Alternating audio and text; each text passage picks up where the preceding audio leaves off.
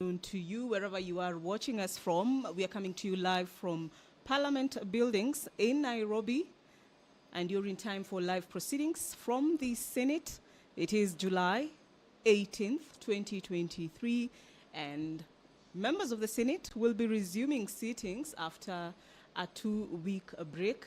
Of course, during that time, they did reconvene for a special sitting during which they voted to save the Siaya County Deputy Governor William Odwol after members of the County Assembly of Siaya had filed a motion of impeachment against him.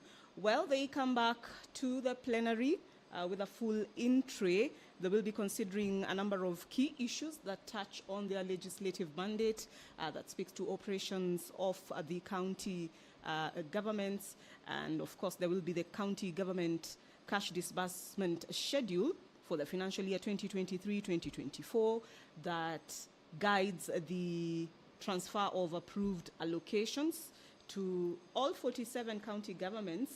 And as such, this afternoon, we expect two messages that touch on money bills from the National Assembly that passed the Public Finance Management Amendment Bill, National Assembly Bill number 16 of the year 2023. There is also another one on the County Government's Additional Allocations Bill, National Assembly Bill number 23 of the year 2023. These messages will be delivered by the Speaker of the Senate this afternoon. A number of papers as well, reports from various committees, 26 to be exact, all touching on allocations concerning financial disbursements. There is the county government's equitable share cash disbursement schedule for the financial year 2023-2024, the Commission on Administrative Justice annual report for the financial year 2021-2022. There is a report of the Auditor General on the financial statement for various municipalities, especially the municipality of Hola. There is also another report of the Auditor General that touches the Education Fund in Kisumu County, Kiambu Municipality, Limuru Municipality, statements regarding bursary funds for the year ended 30th June 2022 for Kericho County, among others. This afternoon, also two petitions are expected. A report, that is, one from the Standing Committee on Justice, Legal Affairs and Human Rights on a petition to the Senate by Mr. Nayan Savla concerning the delay in developing and launching a Victims' Rights Charter as provided for under the Victim Protection Act, number 17 of the year 2014. Mr. Savla is a victim and is seeking to have rights of others like him protected. Another report is from the same committee, and this one touches a petition by Mr. Paulo Mosbei and 19 others concerning historical injustices suffered by the Toro Bay community. The Toro Bay community is a marginalized community that is seeking recognition by the government. Also lined up this afternoon are 9 bills, including one new one. The new bill is the Community Health Services Bill, Senate Bill number 24 of the year 2023. It is sponsored by Homa Bay Senator Moses Kajwang. It will be introduced in the Senate this afternoon, and it seeks to provide a framework for the regulation of community health services and recognition of community health workers. There are a number of expectations, especially that touch on the role of the national government in making the community health services bill a reality, as well as the role of the county governments. For the national government, it is expected to formulate a policy on the delivery of these community health services, and that includes technical resources and structures required for delivery of community health services, setting the qualifications for persons eligible to serve within the community health workforce, setting the standards to be upheld by the community health workforce in the delivery of the community health service among others. It is a live broadcast brought to you by the Kenya Broadcasting Corporation in conjunction with the Parliamentary Broadcasting Unit. My name is Vereso Mwanga. On behalf of the entire crew, I welcome you to follow the proceedings, a sitting that will be led by the Speaker of the Senate, Honorable Amason Kingi. Good afternoon. Let us pray.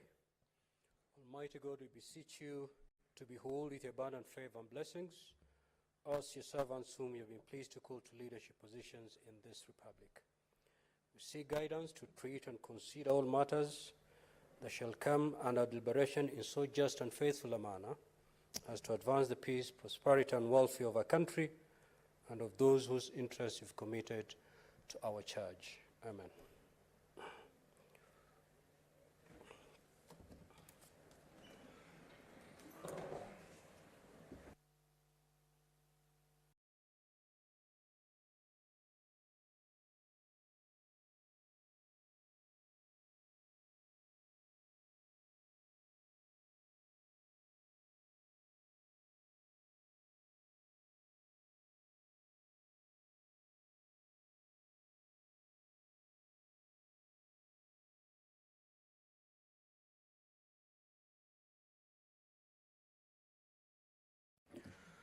Clerk, do we have quorum?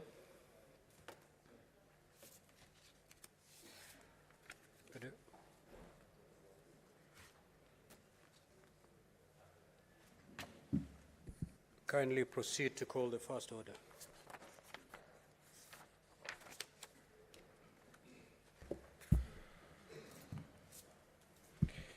Order number 1, administration of oath. Order number 2, communication from the chair.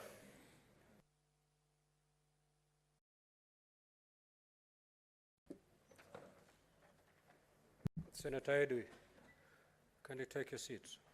Or your leg does not allow you to take a seat? Pardon? Oh, very well. We wish you quick recovery, Senator Edwi. Honorable Senators, I take this opportunity to welcome you back from the 2-week recess.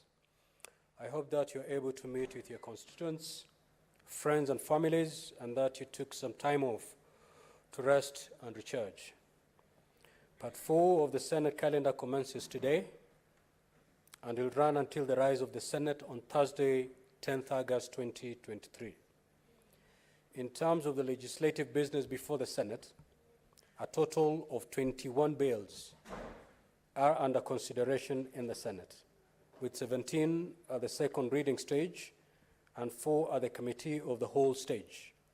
Before the Senate proceeded on recess 2 weeks ago, 5 Senate bills were referred to the National Assembly for consideration, out of which 2 bills were considered, passed, and assented into law. Therefore, 3 other Senate bills are pending conclusion in the National Assembly. 23 motions are pending conclusion before the Senate, while 14 petitions have matured for reporting by respective committee chairpersons. In addition to these, 170 statements are pending conclusion by standing committees. I urge the responsible committee to expeditiously consider the petitions and statements before them and table reports pursuant to our standing orders. From the aforementioned, it is clear that the Senate resumes its sittings with a heavy in tray. The Speaker will do whatever is necessary within the standing orders to expedite consideration of business scheduled in the order paper, but the Speaker alone cannot move business. It goes without saying, therefore, the movers of business listed in the order paper must be in the chamber to prosecute the same. Party whips will be required to ensure that the requisite number of county delegations is achieved for divisions to be undertaken at the right time, if we are to clear the backlog of bills and motions. Honorable Senators, in conclusion, the Senate Business Committee has approved schedule for committee chairpersons to issue statements pursuant to Standing Order 56-1B, starting from the 25th July 2023.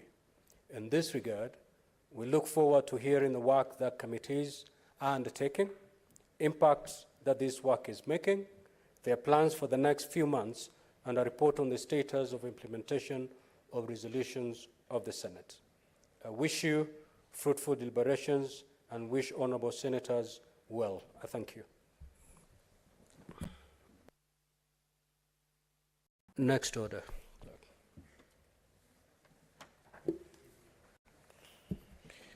Order number 3, messages.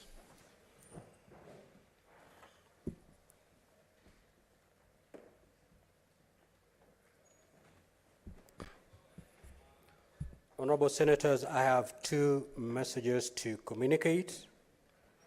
1, I wish to report to the Senate that pursuant to Standing Order 46.3 and 5, I received the following message from the Speaker of the National Assembly regarding the passage by the National Assembly of the Public Finance Management Amendment Bill, National Assembly Bills number 16 of 2023.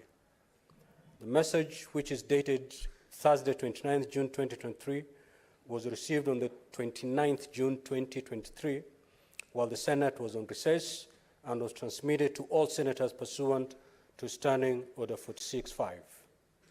Pursuant to the said standing orders, I now report the message.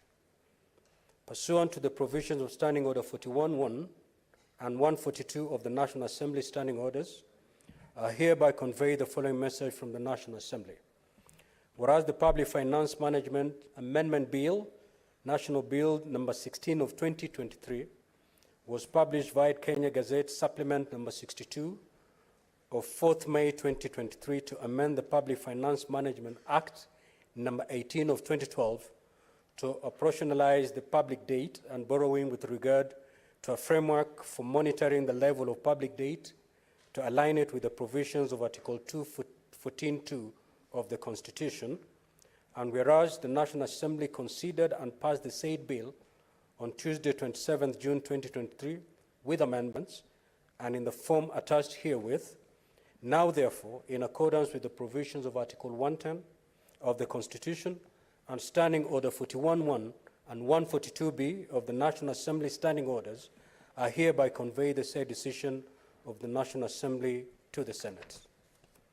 Honourable Senators, the message was received with a request from the Leader of the Majority Party in the National Assembly that the Senate Majority Leader to co-sponsor and introduces the bill in the Senate, pursuant to the provisions of Standing Order 163.2, which states, before a bill originating from the National Assembly is read a first time in the Senate, the Speaker shall notify the Senate whenever a message is received from the Speaker of the National Assembly naming a senator or senators who have been nominated by the sponsor of the bill to co-sponsor the bill in the Senate.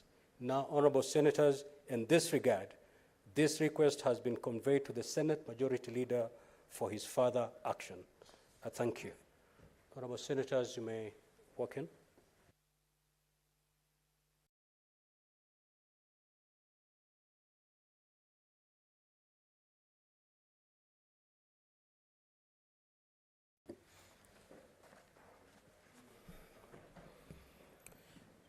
This is the second message from the National Assembly. I wish to report to the Senate that pursuant to Standing Order 46.3 and 5, I received the following message from the Speaker of the National Assembly regarding the passage by the National Assembly of the County Government's Additional Allocations Bill, National Bills number 23 of 2023. The message, which is dated Thursday, 29th June 2023, was received on 29th June 2023, while the Senate was on recess, and was transmitted to all senators pursuant to Standing Order 46.5. Pursuant to the said standing order, I now report the message as follows. Pursuant to the provisions of Standing Order 41.1 and 142B of the National Assembly Standing Orders, I hereby convey the following message from the National Assembly. Whereas the County Government's Additional Allocations Bill, National Assembly Bills number 23 of 2023, was published via Kenya Gazette Supplement number 77 of 24th May 2023 to provide for the additional allocations to county governments for the 2023-2024 financial year, the responsibilities of the national government and county governments pursuant to such allocation and for connected purposes. And whereas the National Assembly considered and passed the said bill on Tuesday, 27 June 2023 with amendments as attached herewith, now therefore, in accordance with the provisions of Article 110 of the Constitution and Standing Orders 41.1 and 142b of the National Assembly Standing Orders, I hereby convey the said decision of the National Assembly to the Senate. Honorable Senators, the message was received with a request from the leader of the majority party in the National Assembly that the Senate Majority Leader co-sponsors and introduces the bill in the Senate. Pursuant to the provisions of Standing Order 163.2, which states as follows: before a bill originating from the National Assembly is read a first time in the Senate, the Speaker shall notify the Senate whenever a message is received from the Speaker of the National Assembly naming a senator or senators who have been nominated by the sponsor of the bill to co-sponsor the bill in the Senate. Honorable Senators, in this regard, the request has been conveyed to the Senate Majority Leader for his further action. I thank you. Next order, clerk.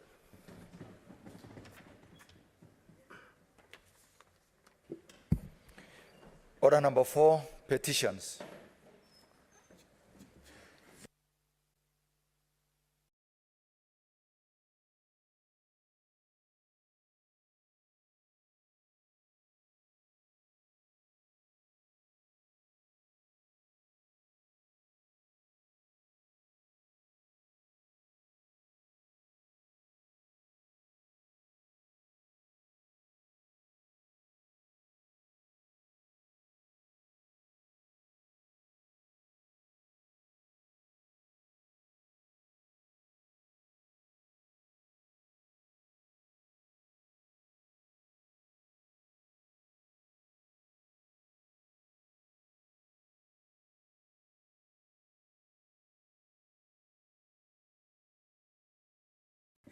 The Chair, Standing Committee, JLAC, to present a petition, or any member of the committee. If not, the petition is deferred. Next order, clerk.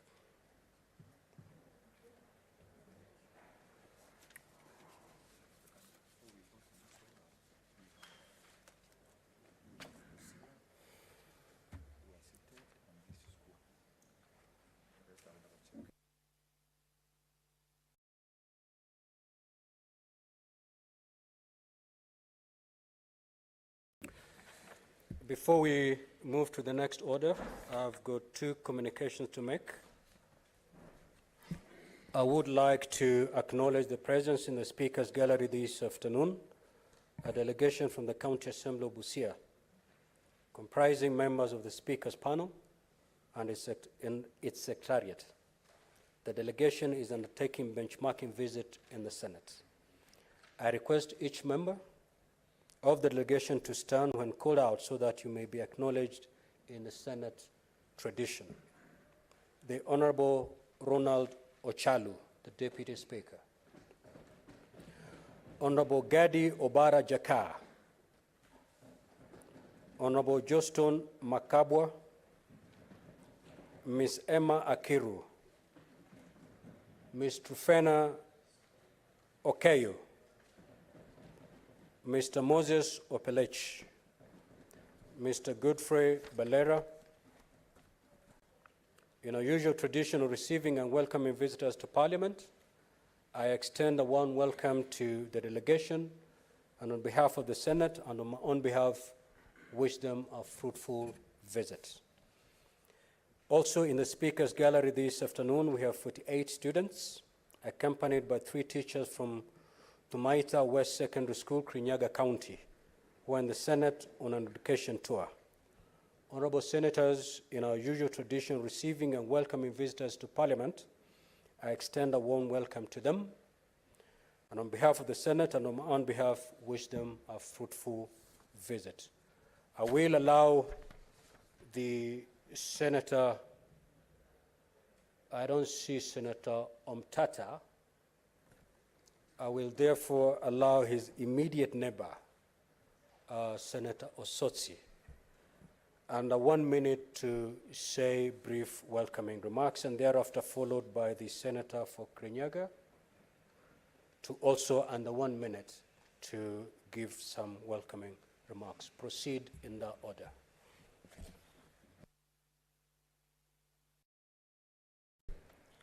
Thank you, Mr. Speaker, for this opportunity to welcome the distinguished delegation from Busia. Mr. Speaker, Busia is a very critical county in this country, being a county that borders our neighbors Uganda and being a key transit point between the two countries. I want to warmly welcome you to the Senate on behalf of my colleague, Senator Omtata, who is not in this afternoon, but I'm sure he'll walk in any time from now. You have a very formidable senator, an individual or a personality who has fought for the rights of many, not just in Busia, but Kenya in general. I am sure you will enjoy your visit, listen to the deliberation in this Senate, and you will have something to take back to the great people of Busia. Welcome, and thank you for visiting the Senate this afternoon.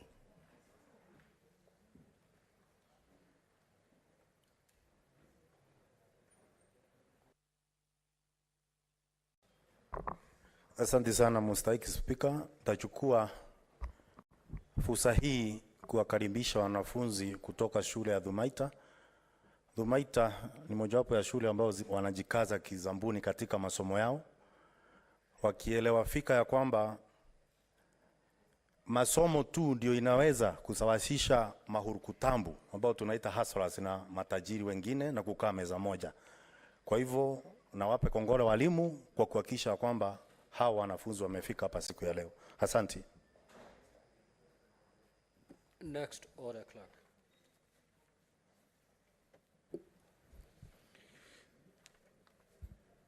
Order number 4, petitions.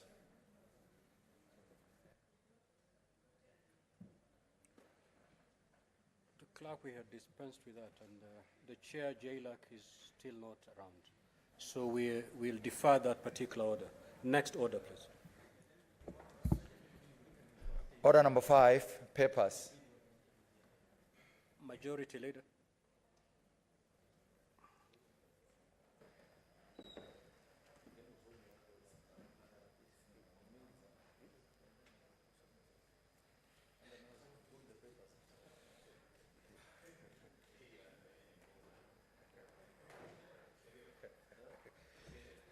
Mr. Speaker, sir, I beg today the following papers on the table of the Senate. Today, 18th July 2023. Number 1, the county government equitable share cash disbursement schedule for the financial year 2023-2024. Number 2, the Commission on Administrative Justice annual report for financial year 2021-2022. Number 3, the Commission on Administrative Justice biannual report for the period July to December 2022. The report of the Auditor General on the financial statements of the municipality of Hola for the year ended 30th June 2020. The report of the Auditor General on the financial statement of the municipality of Hola for the year ended 30th June 2021. A report on the Auditor General on the financial statement of the municipality of Hola for the year ended 30th June 2022. A report of the Auditor General on the financial statements of the Nairobi City Water and Sewerage Company Limited for the year ended 30th June 2022.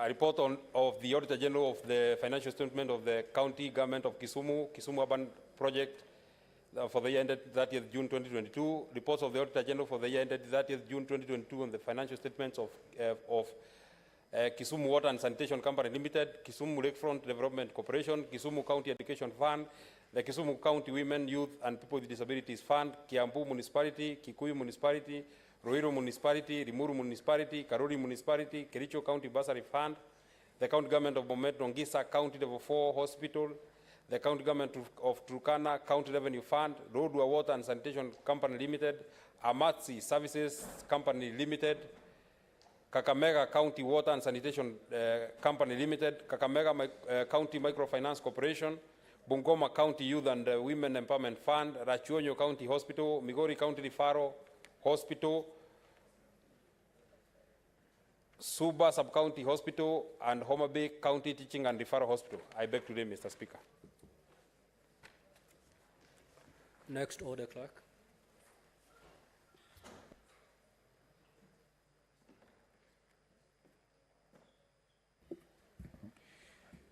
Order number 6, notices of motion.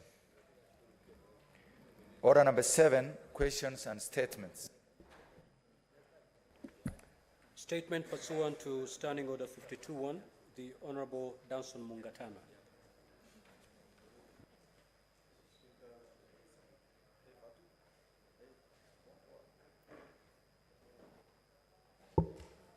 Thank you, Mr. Speaker. Mr. Speaker,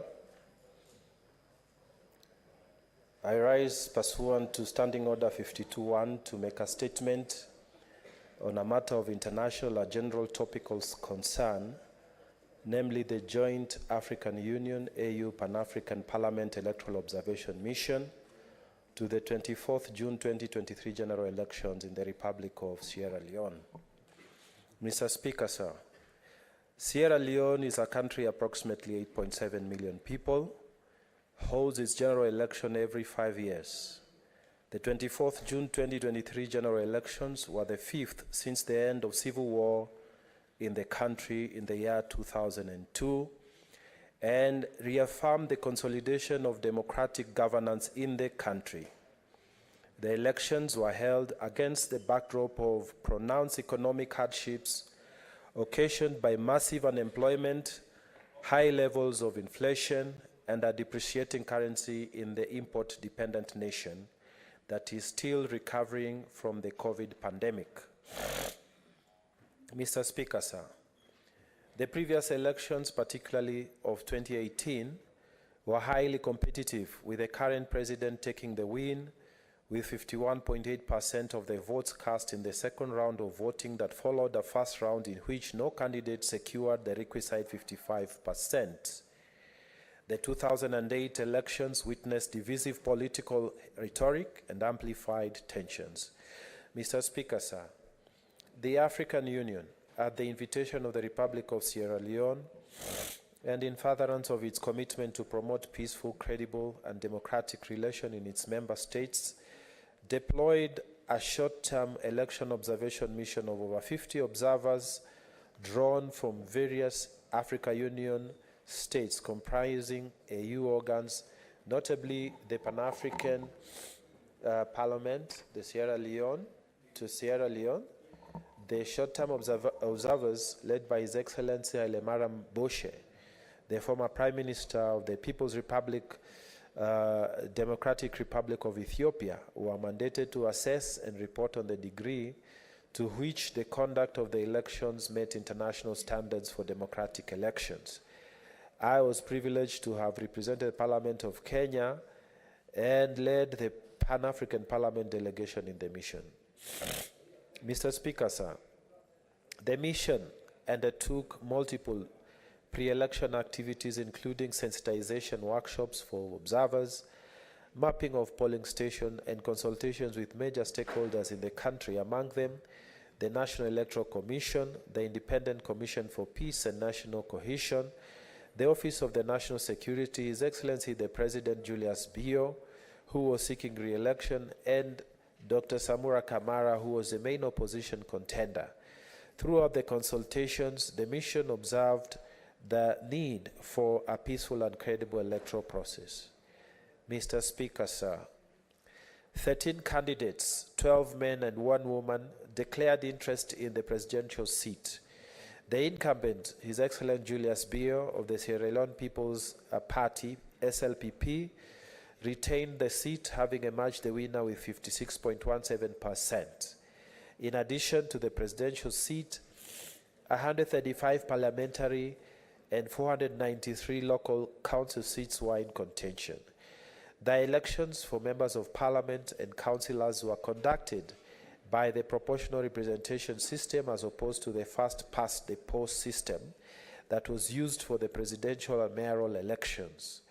This meant that the people elected political parties of choice instead of directly voting for individual candidates. Mr. Speaker, sir, the AU mission observed voting in 219 polling stations in 13 of the 16 electoral districts in Sierra Leone. The observation mainly focused on factors that would impact the integrity of the elections and encompass, amongst other, the accessibility, staffing, security, delivery, and adequacy of voting material in polling stations.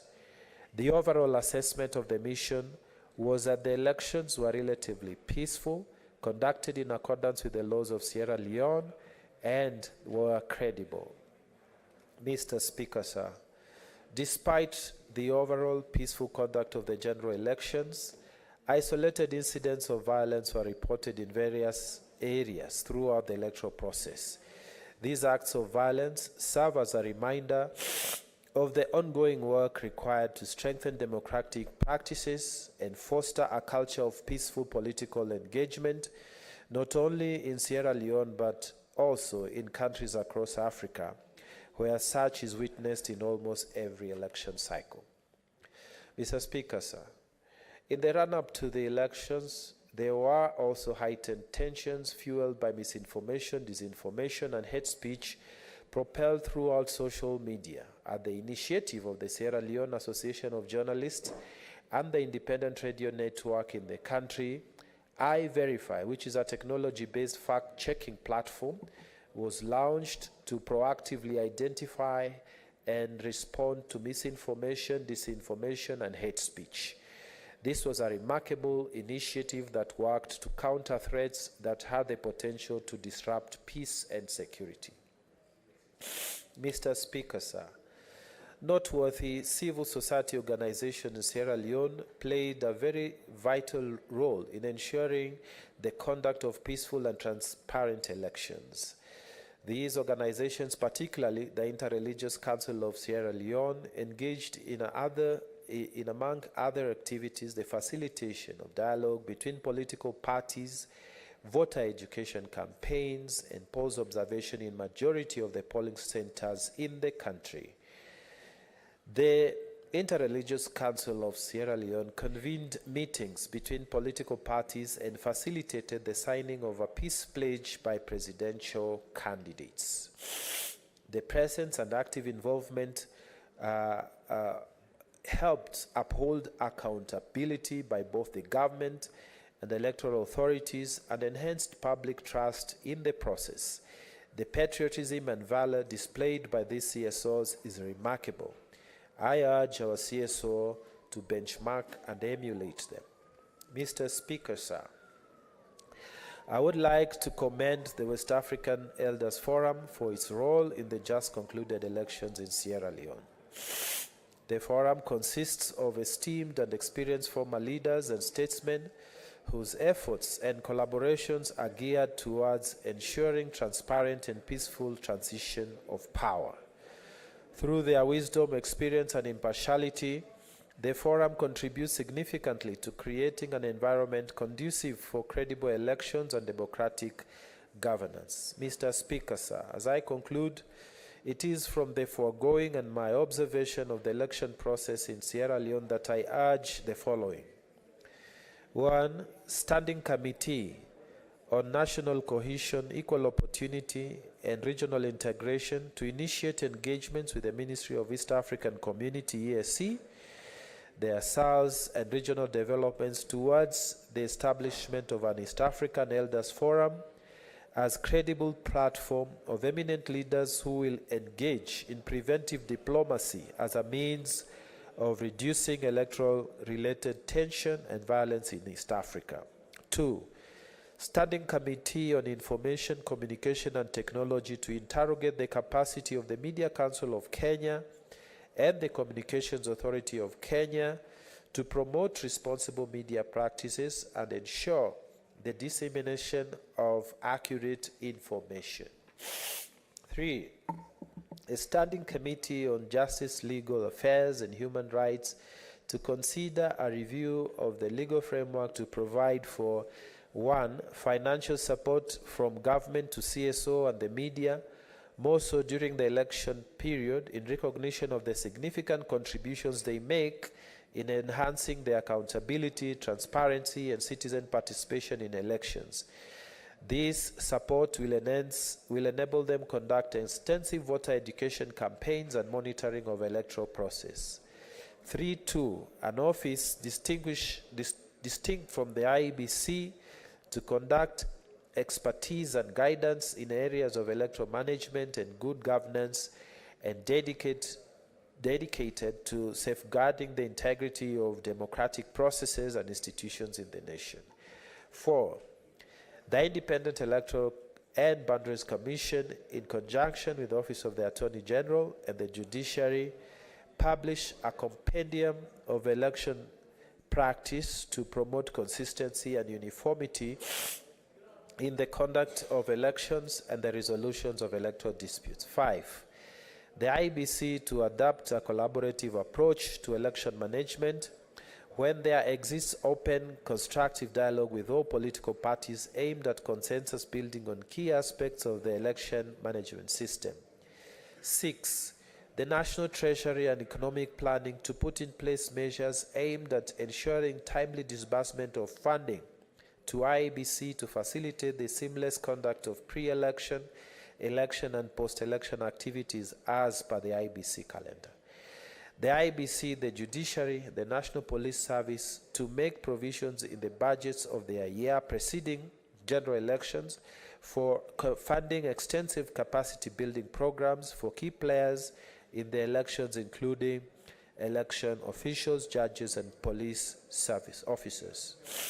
Mr. Speaker, sir, in conclusion, I wish to commend the people of the Republic of Sierra Leone for coming out peacefully in their numbers to cast their vote. The peaceful conduct of the elections and huge turnout of 83% at the polls is a testament of the maturity and resilience of the people of Sierra Leone and their determination to uphold democratic values and actively participate in shaping their nation's future. These elections have surely set a positive precedent for the consolidation of democracy and the pursuit of a prosperous Sierra Leone. I thank you, Mr. Speaker. Before I proceed to call the senators to make statement pursuant to Standing Order 53, I have the following communication to make. Majority Leader, kindly take your seat. I would like to acknowledge the presence in the Speaker's Gallery this afternoon, officers from the Sergeant-at-Arms Department of the County Assembly of Nyandarua. The officers are in the Senate for a benchmarking visit with their counterparts. In our usual tradition of receiving and welcoming visitors to Parliament, I extend a warm welcome to the delegation, and on behalf of the Senate and on behalf, wish them a fruitful visit. Again, in this public gallery, we have 60 students accompanied by 2 teachers from Kitakanaro Mixed Secondary School, Meru County, who are in the Senate on an education tour. In our usual tradition of receiving and welcoming visitors to Parliament, I extend a warm welcome to them. On behalf of the Senate and on behalf, I wish them a fruitful visit. I will allow Senator Methu under 1 minute to say words of welcome on behalf of the delegation from Nyandarua, and Senator Mundigi on behalf of the delegation of the students from Meru to say words of welcome under 1 minute. Under 1 minute means exactly that, less than a minute. Thank you very much, Mr. Speaker, sir. I pass my warm welcome to my former colleagues from the County Assembly of Nyandarua, the Sergeant-at-Arms Department. They are people that are known to me, Mr. Speaker, because I served with them at the County Assembly. I wish them all the best as they learn and benchmark from the Sergeant-at-Arms Department of the Senate. I welcome them.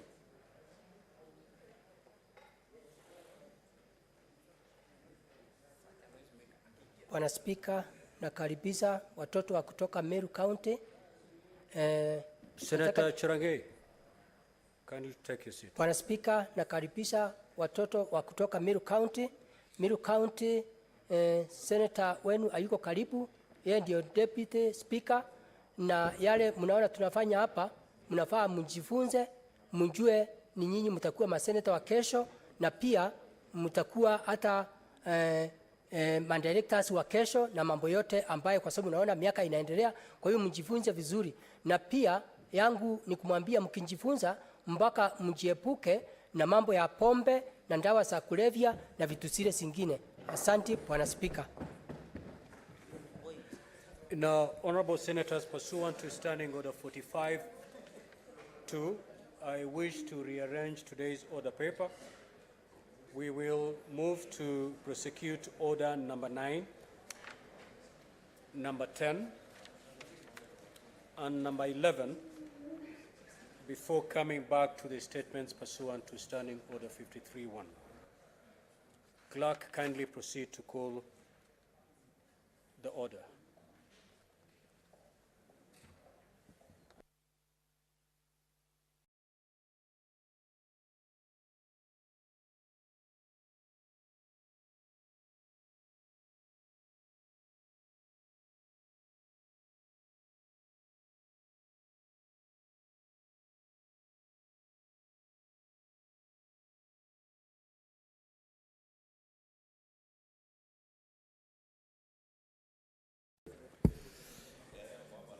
Order number 9, the Agricultural and Livestock Extension Services Bill, Senate Bills number 12 of 2022, second reading, division.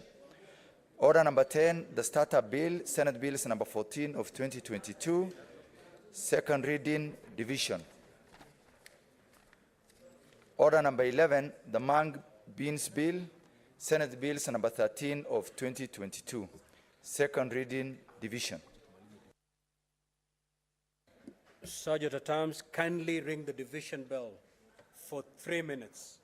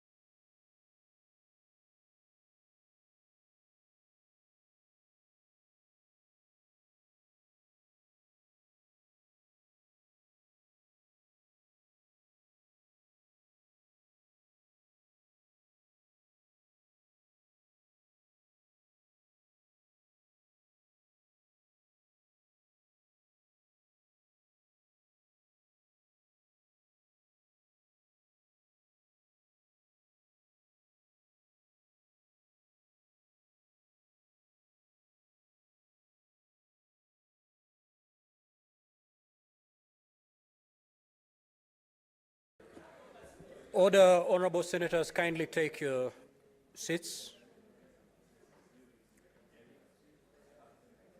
Sergeant at arms, proceed to close the doors and draw the bar.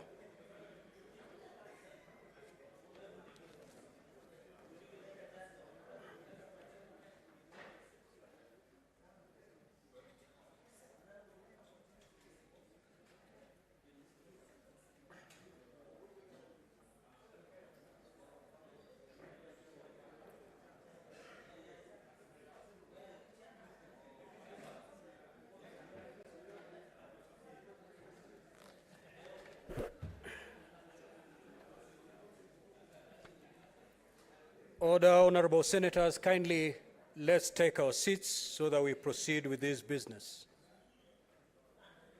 Senator Chirange, the recess is over.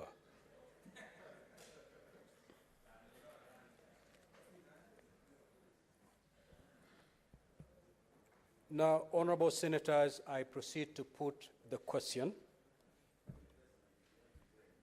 that the Agricultural and Livestock Extension Services Bill, Senate Bills number 12 of 2022, be now read a second time. Now, voting is going to be done electronically, and therefore, at this juncture, kindly log out. Just pull out your cards from the delegate unit. And as the honorable senators are doing that, Sergeant at arms, go around and pull out the remaining cards that are still in the delegate units.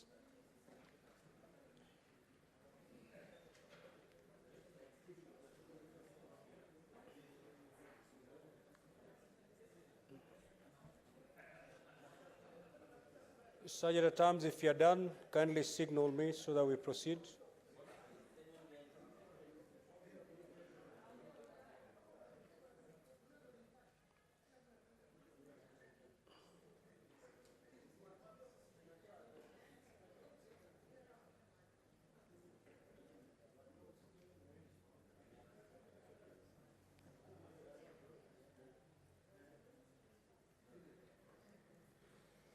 Sergeant at arms, are we done removing the remaining delegates, the cards remaining in the delegate unit?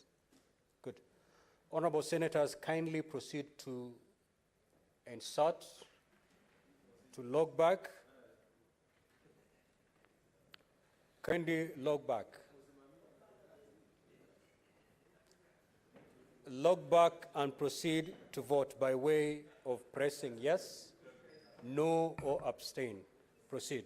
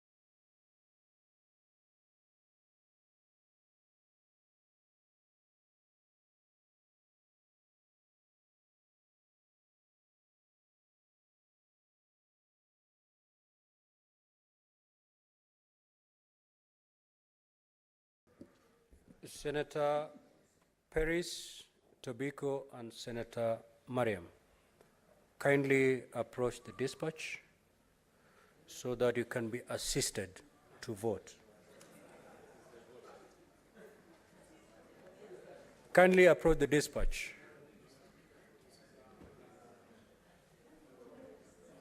Yeah, Senator Faki.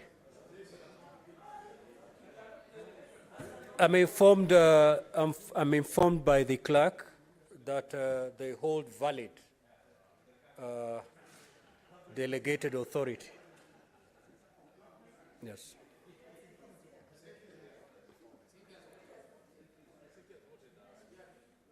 Clerk, Senator Perez holds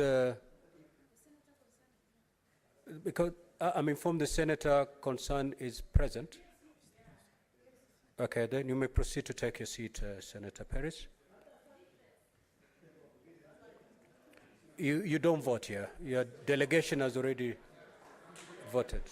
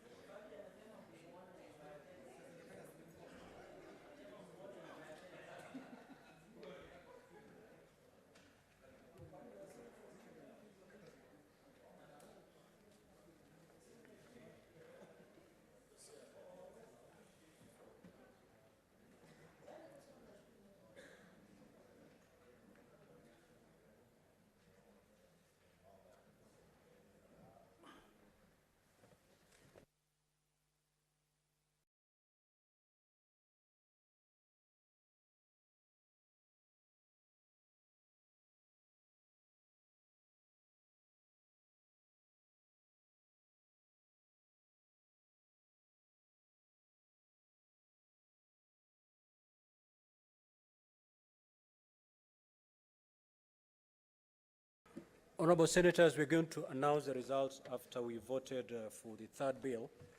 So we are now going to proceed to the second bill, which is the starter bill, Senate Bill number 14 of 2022. And I'll proceed to put the question. That the starter bill, Senate Bills number 14 of 2022, be now read a second time. You may now proceed to vote by pressing yes, no, or abstain.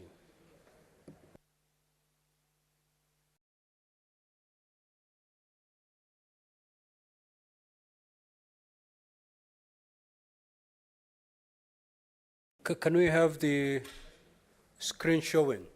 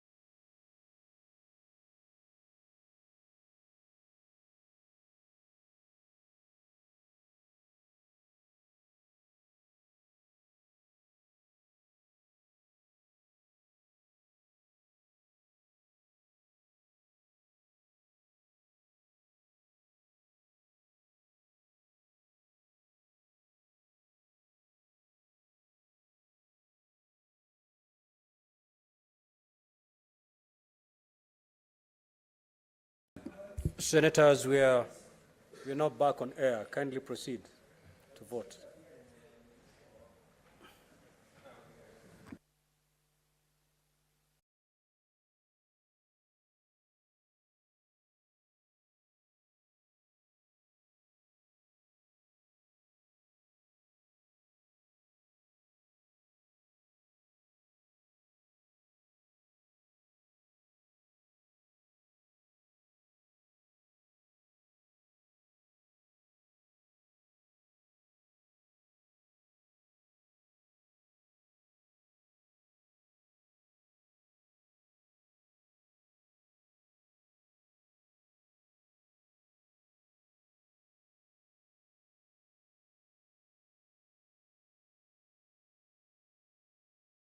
Senators, 5 of you are not voting. Proceed to vote.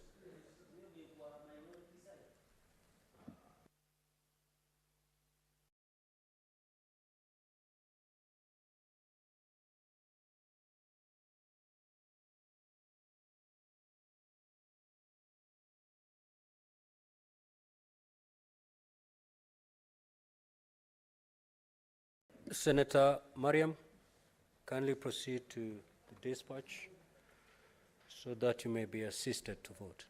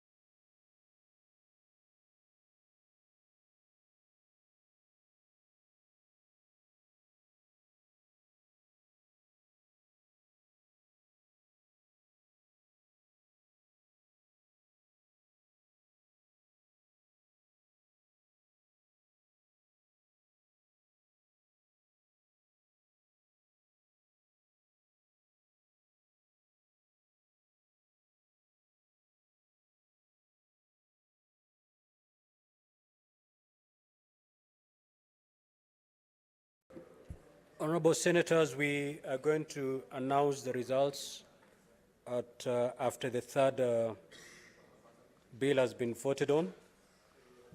So I will proceed to put the question for the third bill, that the Mung Beans Bill, Senate Bills number 13 of 2022, be now read a second time. You may proceed to vote.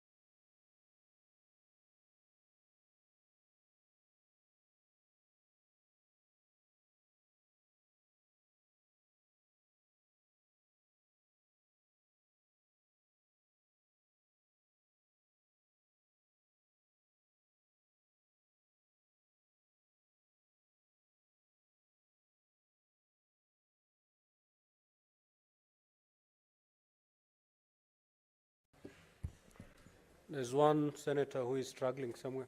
Kindly proceed to vote.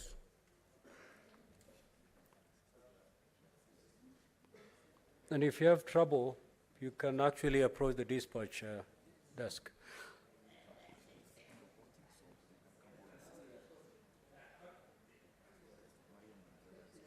Senator Mariam and the senator who was struggling with his card, I think you can proceed to the dispatch so that you can be assisted.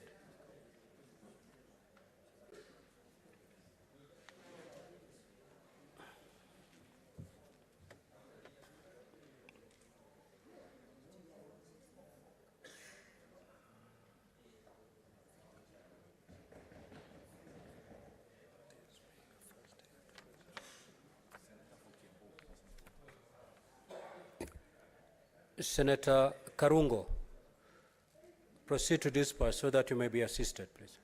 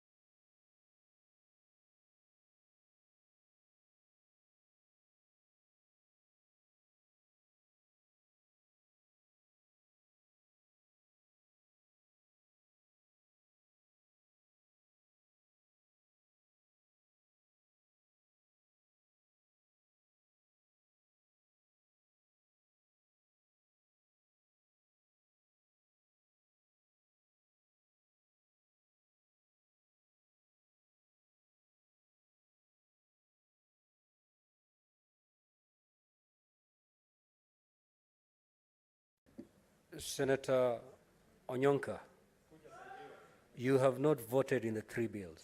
Could there be a problem?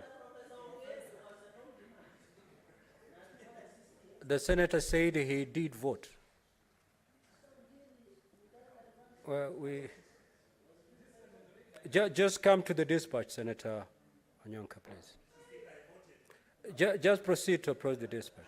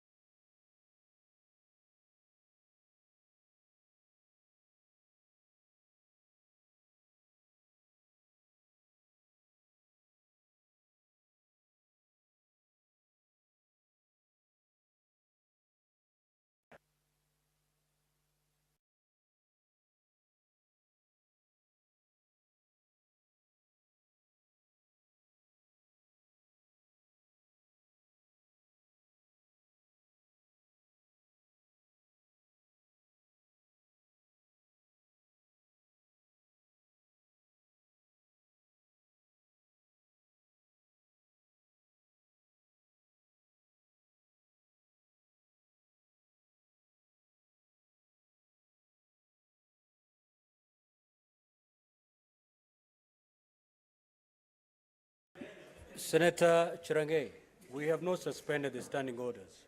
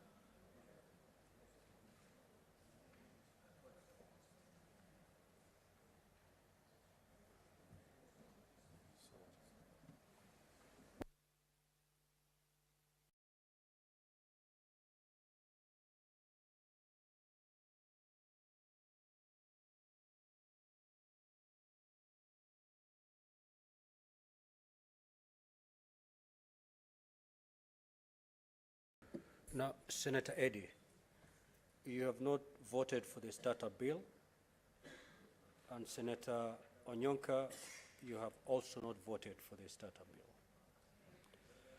bill. So kindly proceed to where Senator Eddy is seated so that he can vote.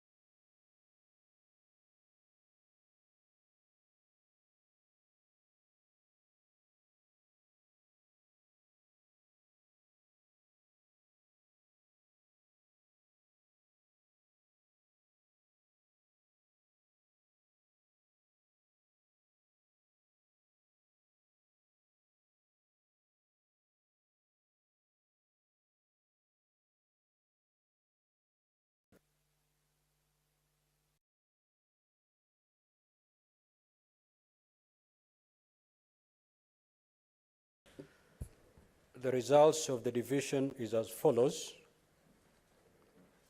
On the Agricultural and Livestock Extension Services Bill, Senate Bills number 12 of 2022, the ayes 30 votes, noes 0, abstention 0. So the ayes have it. On the starter bill, Senate Bills number 14 of 2022, the results of the division are as follows. Ayes 30. Absolutely. Clerk, kindly proceed to.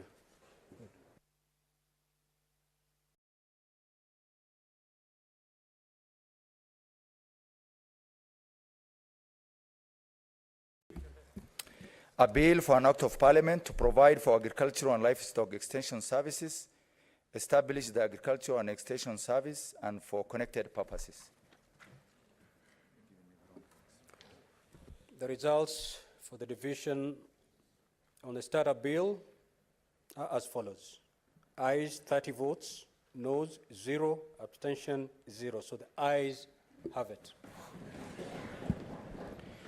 A bill for an act of parliament to provide a framework to encourage growth and sustainable technological development, new entrepreneurship employment, create a more favorable environment for innovation, attract Kenyan talents and capital, and for connected purposes. The result on the division of the Mang Bains bill are as follows. Ayes 30 votes, no 0, abstention 0. So the ayes have it. A bill for an act of parliament to provide for the development, regulation, and promotion of the Mang bean sector and for connected purposes. Sergeant at Arms, kindly proceed to withdraw the bars and open the doors.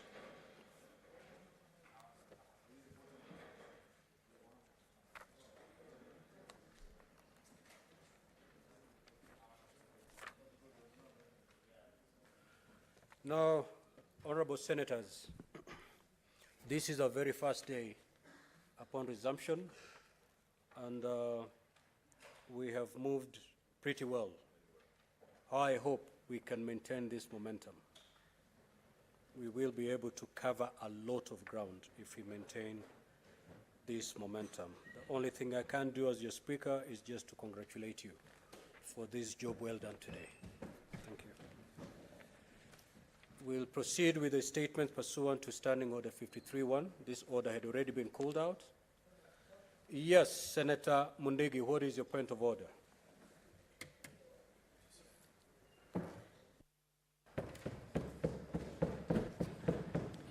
Mr. Speaker, sir, I rise on a point of order pursuant to Standing Order 37 to seek leave of the Senate to adjourn to discuss and definite matters of urgent national importance, namely the systematic breach of peace, destruction of public and print property and livelihoods through repeated incitement of members of the public to civil disobedience and illegal public demonstrations and protests that is dismissed with the sense of lawlessness witnessed in several parts of the country on 17 and 12 July 2023.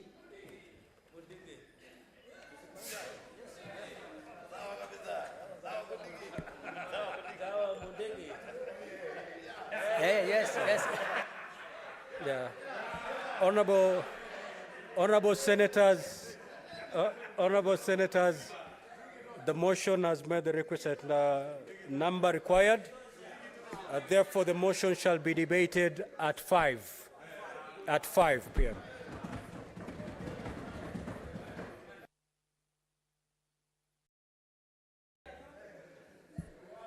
Statements pursuant to Standing Order 53-1.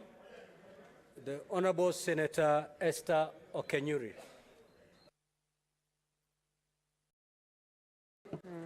Thank you, Mr. Speaker. A request for a statement. I rise on the neglect and marginalization of the Abagusi community's role in the fight for independence. Mr. Speaker, sir, I rise pursuant to Standing Order 53-1 to seek a statement from the Standing Committee on Labor and Social Welfare, regarding the neglect of the role of the Abagusi community in the fight for Kenya's independence. In the statement, the committee should, 1, furnish the Senate with a comprehensive Senator index. Cheptumo, kindly take your seat. Senator Chirange, you're becoming notorious. In the statement, the committee should, 1, furnish the Senate with a comprehensive index encompassing all references to the Abagusi people and their heroes, which explicitly acknowledges and chronicles the significant contributions made by the Abagusi community during the struggle for Kenya's independence.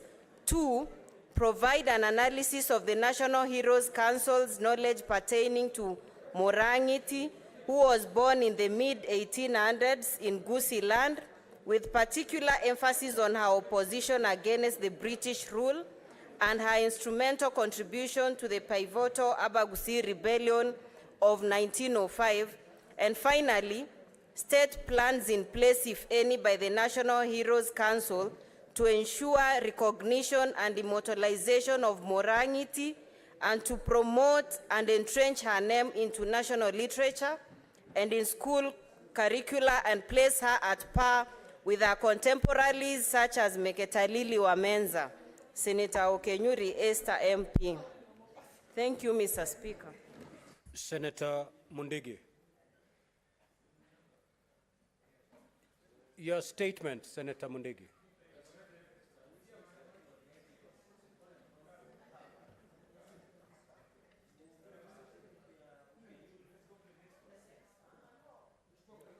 Senator Mundigi, are you prepared? If not, then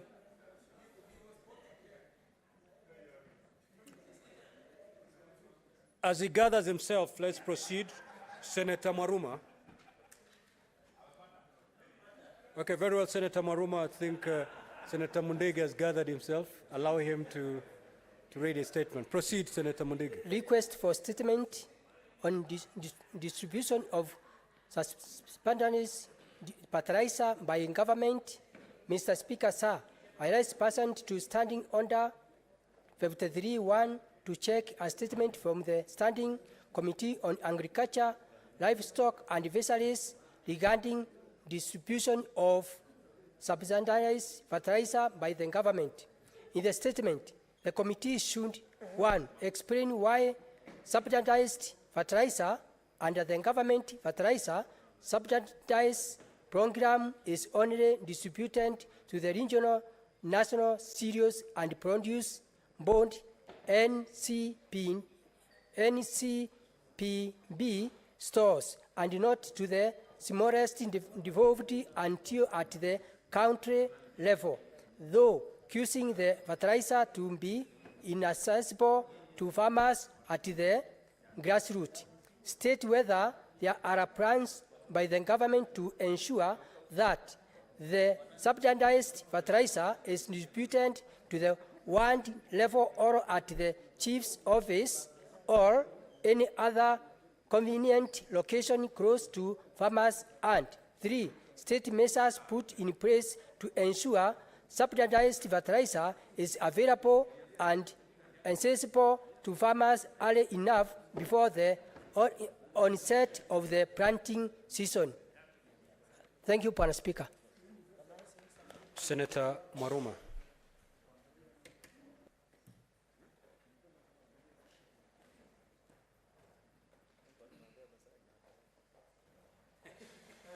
Thank you, Mr. Speaker, for this opportunity to request for this statement on the Kaloleni Majengo Settlement Scheme of Voi Sub-County.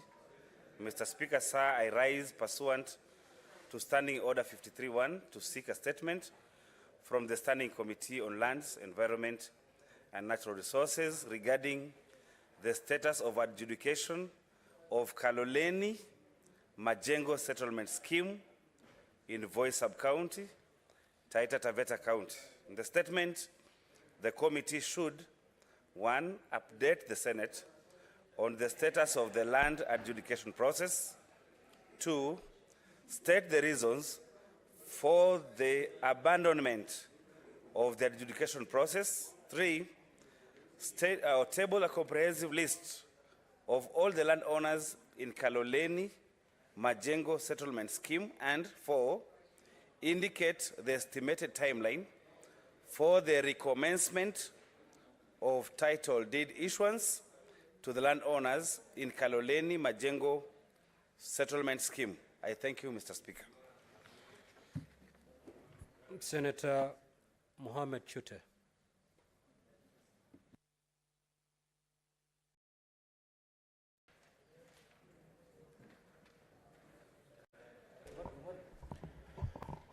Thank you, Honorable Speaker.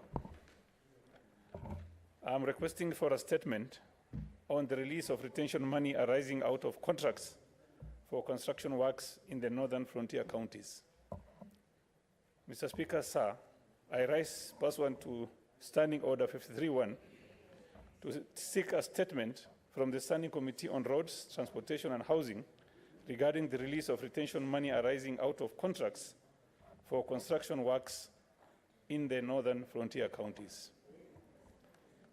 In the statement, the committee should, 1, provide details of contractors engaged by the county government of Garissa, Wajir, Mandera, Marsabit, Isiolo, Turkana, Samburu, and West Pokot to undertake construction works and their respective amounts paid by them as retention money from the year 2017 to date. 2, indicate the status of release of retention money by the county government's respective contractors within the same period, providing reasons for any releases that have not been effected. 3, state the total amount currently held by the county government as retention money, explaining the reason for discrepancies, if any, between the amounts paid by and released to the contractors. And lastly, Mr. Speaker, sir, state measures put in place to ensure timely release of retention money to the contractors. Thank you very much, Honorable Speaker. As I run through the last statement, I will allow 2 interventions on the statement sought by Senator Thank you. Senator Cherange. Thank you, Mr. Speaker. I want to comment something on the statement by Senator Mundigi. Mr. Speaker, sir, and Senator Chute, I want to thank government on the subsidized program of fertilizer. I think what we need to do is now to ensure in future, Mr. Speaker, we devolve to the certain level of either ward level or sub-county level to ease access to farmers. Number 2, Mr. Speaker, when I met farmers at the Bonjoka area, Mr. Speaker, in Kabwareng ward, they requested that the issue of subsidized fertilizer should come up a bit early, especially in November, December. And number 2, Mr. Speaker, we should not only retain subsidized fertilizer only, Mr. Speaker, to only the aspect of maize only. They wanted included in coffee, sugarcane, and tea, Mr. Speaker. And I think we had a robust discussion under the leadership of His Excellency Rigathi Gachagua when we were doing tea reforms in Kericho. So, Mr. Speaker, on the aspect of, and I'm happy government has budgeted more than 5 billion for subsidized fertilizer in this coming planting season in the budget, financial budget of 2023-2024. And we hope the small matter in court of the finance bill shall be resolved so that we can get enough and sufficient resources, Mr. Speaker. Finally, Mr. Speaker, on the aspect, and I think on the statement by Senator Okinyuri, even us, I've seen her talking about the role of Abakusi community in the fight against fight for Kenya's independence, Mr. Speaker. Even us, we have what we call Koitalel, Samoe, and the Nandi warriors and the Kalenjin warriors who are yet to be compensated at now. So I'll be very keen, Mr. Speaker, to relook at it, Mr. Speaker. Finally, on the issue of retention of money, the law is very clear, Mr. Speaker, that retention money acts as to protect the government or county governments from liability. Mr. Speaker, if there is anybody who has taken away retention money from these northern frontier counties, Mr. Speaker, they must fail full force of the law. This is illegal. This is against financial law, against Public Finance Management Act, Mr. Speaker, because the retention money are supposed to act as an insurance of the projects that we are undertaking in county governments and national governments, Mr. Speaker. We'll be looking forward, not only the northern frontier counties, even my county, Mr. Speaker, when you check retention funds, especially for flagship projects, Mr. Speaker, they no longer exist. So actually, Mr. Speaker, they are violating the law, and I think what is happening in northern frontier counties, Mr. Speaker, we have had a discussion, especially in Public Accounts Committee, on retention money that affects Mr. Speaker. So I would be keen that, Mr. Speaker, let us not only restrict, Mr. Speaker, to North Frontier counties. I would want also other counties to be included. And I request that, Mr. Speaker,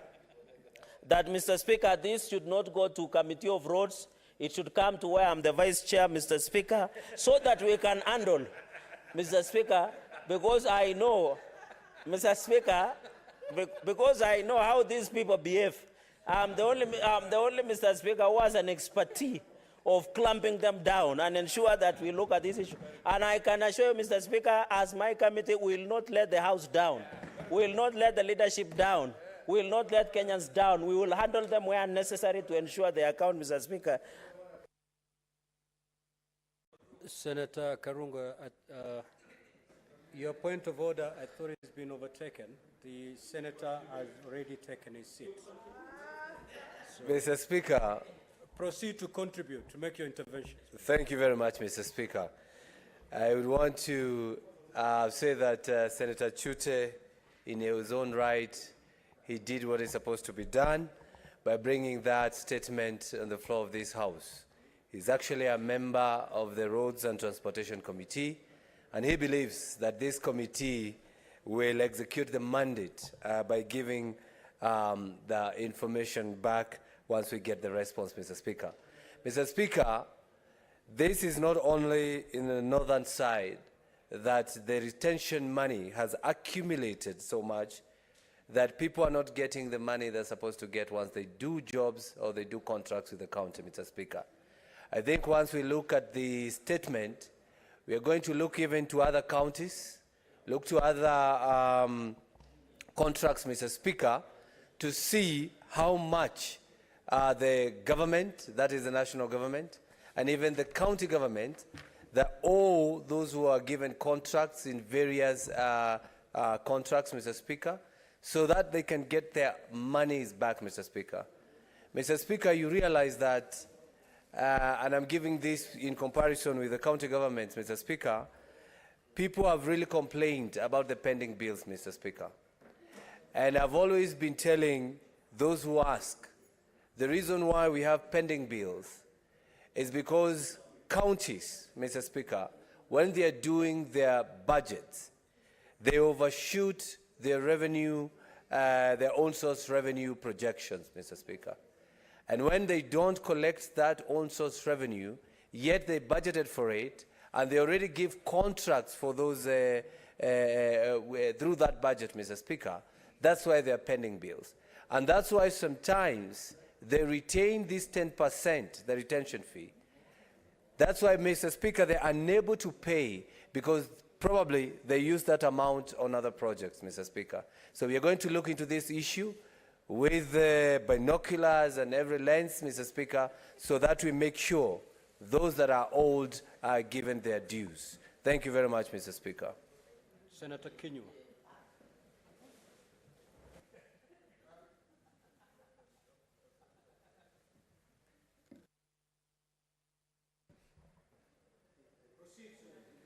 Thank you, Mr. Speaker.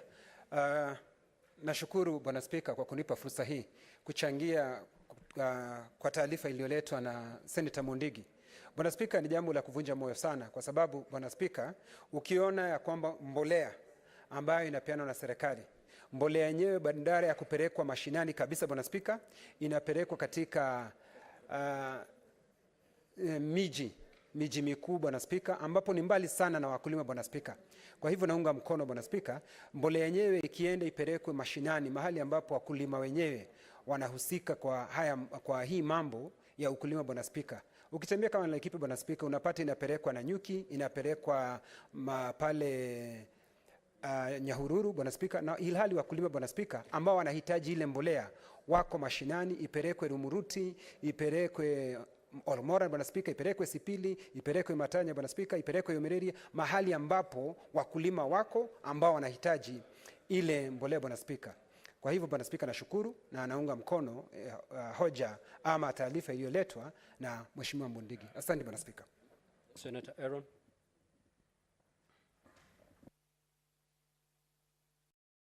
Majority Leader, your name is beaming on my dashboard, certainly signifying that you want to speak. Yes.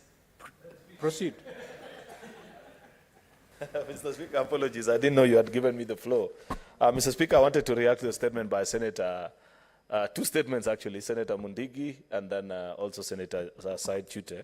Let me start with Senator Mundigi's statement. Mr. Speaker, I like the angle that Senator Mundigi has pursued, where we are asking of the Ministry of Agriculture to furnish this House, Mr. Speaker, with details on the plans that they have to ensure that there is flawless distribution, Mr. Speaker, of the fertilizer program. Mr. Speaker, this is one of the signature success stories of this administration, Mr. Speaker. Mr. Speaker, because of the many theories that are being peddled by prophets of doom about what this administration has achieved in the last 8 months, we have missed an important celebration. When this administration came to office, Mr. Speaker, there was a bill of 8 billion Kenya shillings at the Ministry of Agriculture to register farmers and map them out for purposes of distribution of fertilizer, Mr. Speaker. But this being a prudent administration, Mr. Speaker, we sat down and using the administrative officers, DCCs, chiefs, sub-chiefs, who are previously being used by the previous administration, Mr. Speaker, to conduct political activities and dismally, performing dismally while at it, Mr. Speaker, we use them well because your chief, Mr. Speaker, knows what size of land you have and what you're cultivating or tilling on that particular land, Mr. Speaker. Therefore, when it comes to registration of farmers, they are the most best place, Mr. Speaker, to draw out a map of each and every farmer in this country, Mr. Speaker. Out of that program, more than 6 million farmers, Mr. Speaker, have benefited out of this program. Spent perhaps less than 50 million Kenya shillings to carry out this program, Mr. Speaker, something which the previous administration had budgeted over 8 billion Kenya shillings to undertake, Mr. Speaker. But what Senator Mundigi is asking of the Ministry of Agriculture, Mr. Speaker, is a valid concern. That after the registration of the 6 million farmers, Mr. Speaker, and an increase of more than 200,000 hectares of land under cultivation on this program, Mr. Speaker, that it is now time to upscale this conversation and ensure that farmers don't have to travel for long distances. That my farmers, for example, in Kipkelion West Sub-County, don't have to take the matatu all the way to the Kedoa NCPB stores, Mr. Speaker, to pick 1 or 2 bags of fertilizer, Mr. Speaker. That government must find ways of ensuring the last mile exercise of this program, Mr. Speaker, is well drawn out, either by use of the list structure of the devolved unit, that is the wards, ensuring that in collaboration with our county governments, you ensure you find a safe storage for the fertilizers that are due for farmers in a particular ward, or if that becomes even difficult, because, Mr. Speaker, that will be an enormous task. If I think of my own ward of Kabianga, where I come from in Kericho County, Mr. Speaker, everybody is a farmer, and everybody expects fertilizer. So if you say that you place it at any of the centers within that particular ward, Mr. Speaker, it will mean that you have hundreds of thousands of bags, and therefore subject to risk of theft and the following. Perhaps by use of agrovets, Mr. Speaker, because in every town or small center, Mr. Speaker, in this country, at least in places where they practice farming, Mr. Speaker, there is an agrovet. And I'm sure, Mr. Speaker, because this is a promise that we made and was in our manifesto, Mr. Speaker, that it is possible to register them and have them carry out the last mile exercise, Mr. Speaker, so that farmers can just simply walk to their center. They will not even need to hire boda or anything, Mr. Speaker. On their bags, on their bags, Mr. Speaker, they would be able to find this fertilizer, Mr. Speaker. Therefore, I hope that our colleague, Senator Mithika Linturi, is listening to the conversation in the Senate this afternoon, hearing that the concern that senators have on behalf of the farmers that they represent, Mr. Speaker. Mr. Speaker, that is how you feed your people. I say that, Mr. Speaker, because I saw our colleagues from the minority side yesterday saying that if we want them to stop causing the wanton destruction of property that they are carrying out in the country, that we give people food, Mr. Speaker. How else do you give people food? Food doesn't fall from the sky. It is cultivated in people's farms. That's why we are giving out this program. That's why we are seated here. That's why Senator Mundigi is asking of the Ministry of Agriculture that they execute this program with military precision and ensure that every farmer receives the due bag of fertilizer to them so that we can have a prosperous and a country that is well fed so that people can work and not have to carry sufurias on their head, Mr. Speaker. Lastly, Mr. Speaker, is the statement by Senator Said Chute.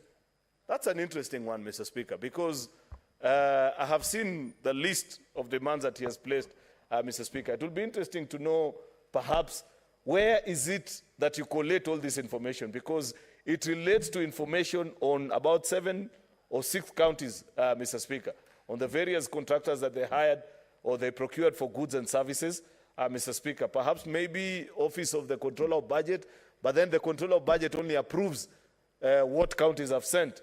I don't think we have a centralized place, but this will be interesting. I don't want to preempt the work that our colleagues in the Finance and Budget Committee will do, Mr. Speaker, but it will be interesting to know where you'd source or whether each county will individually file their own for comparison purposes. But it's important, Mr. Speaker, we get to know, because, Mr. Speaker, the conversation shouldn't be just about the northern frontier.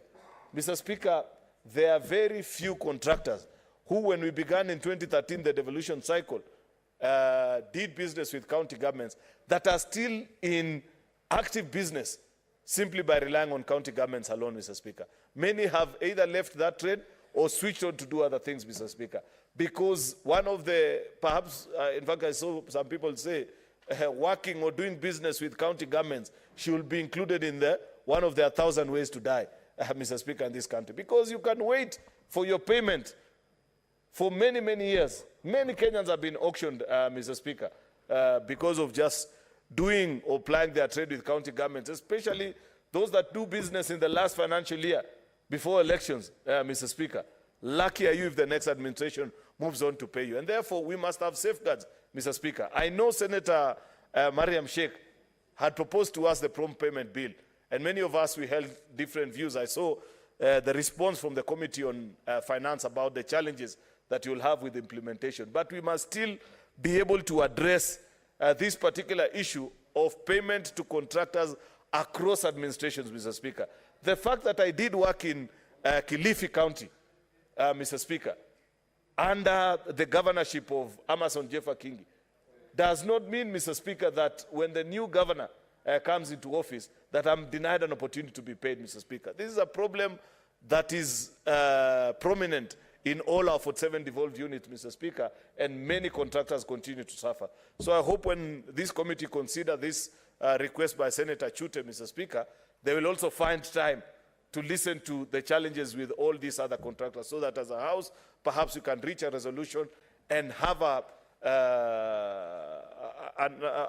firm solution to this particular issue, Mr. Speaker, in the greater interest of the people who do business with our county governments. Thank you for the opportunity, Mr. Speaker.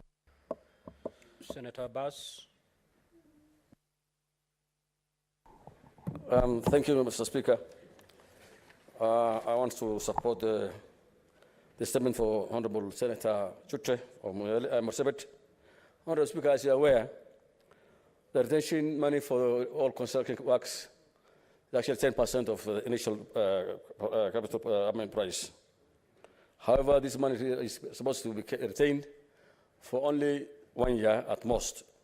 The purpose of this money is actually, in any incidents of in case the work is not well done, if the work is done, or the work is done incompletely. However, this money is never paid to any of the contractors. It says many years in the books, but it's never given back to most of the contractors are now forfeiting it.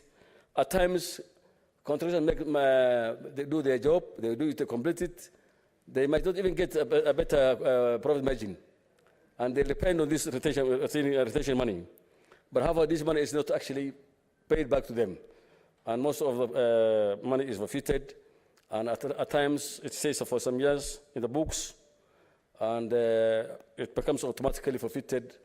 And therefore, I think I want to support Honorable Swite that this money must be paid in time, at least for the 1 year.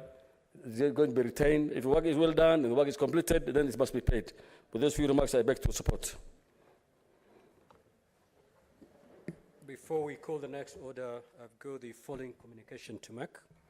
In the Speaker's Gallery this afternoon, we have 56 students accompanied by 2 teachers from South Tetu Girls High School, Nyeri County, who are in the Senate on an education tour. In our usual tradition of receiving and welcoming visitors to Parliament, I extend a warm welcome to them, and on behalf of the Senate and on my own behalf, wish them a fruitful visit. I'm not seeing the Senator for Nyeri County. I will therefore ask Senator Karen Nyamu to say welcoming remarks under 1 minute.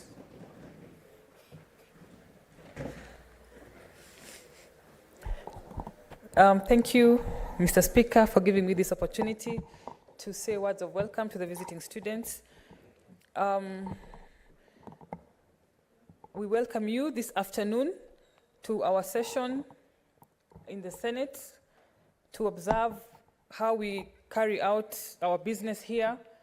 We are bound by rules of the House. I'm sure you have had some sessions with your teachers and the guides here in the Senate. We welcome you to learn as much as possible, to get inspired as much as possible, and to make sure that as the proceedings continue, you are getting the gist of how we operate here so that you can have as much learning experience as possible. Thank you, Mr. Speaker. I will allow Senator Methu to also say brief remarks, welcoming remarks. Thank you very much, Mr. Speaker. I'm particularly very excited that you give me an opportunity to welcome the beautiful girls from South Tetu Girls School in Nyeri. Even though it's not my home county, on behalf of their Senator Wahoma Matinga, I welcome them to the Senate. I'm particularly excited, Mr. Speaker, that amongst the students who are here is my own sister, Hannah Njoki, a good girl who was left by her mother when she was a primary school kid, and she has beaten all odds, and I'm very, very, very proud as her guardian that she's now a student and she's doing very well. She has made me very proud, and indeed our family proud. And she is a proof that you can become and go all the way up. As I wish them well and in their visit to the Senate. When I last visited their school, Mr. Speaker, they asked that they would want to come to the Senate so that they see where the brother of one of their colleagues work and ply his trade. And I'm very happy that we've made this happen, and we have made it possible. I just want to tell them the words that I've told them, that if they believe in themselves and they begin working very hard, they will become whatever they would want to become. Through Anne and myself, they're able to mirror themselves, and they're able to see that they can become and go all the way up. I wish you well. Most of them, Mr. Speaker, are Form 4 students, including my own sister, who is a candidate. So from the floor of the Senate, I give you my best wishes. Please go and conquer the world, go and conquer the exam, go and become great leaders. Among us, the senators who are in these chambers are good senators who have gone all the way up. I'm particularly very excited that Senator Professor Margaret Kamal is here, who became a professor on the year that I was born, Mr. Speaker, and she has been afloat through and through, having been a member of parliament, having been a minister of higher education on the year that I joined the university, and she's an example that the girls from South Tetu Girls can take after. I wish them well, including some other very young colleagues who are here, Senator Maletian, other young senators who are here. You have all the examples. Senator Karen Nyamu, who just spoke to you, you have all the examples to become whatever you want to become. I wish you well as you go back to Nyeri. Next order, clerk. Order number 8, the Community Health Services Bill, Senate Bills number 24 of 2023, first reading. A bill for an act of parliament to provide a framework for the delivery of community health services, to promote access to primary health care services at the community level and reduce health disparities between counties, to provide for the training and capacity building of community health workforce and for connected purposes.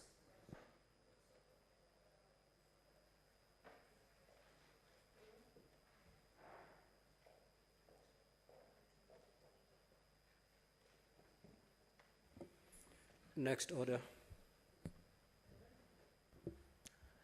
Order number 12, the Persons with Disabilities Bill, Senate Bills number 7 of 2023, second reading, resumption of debate.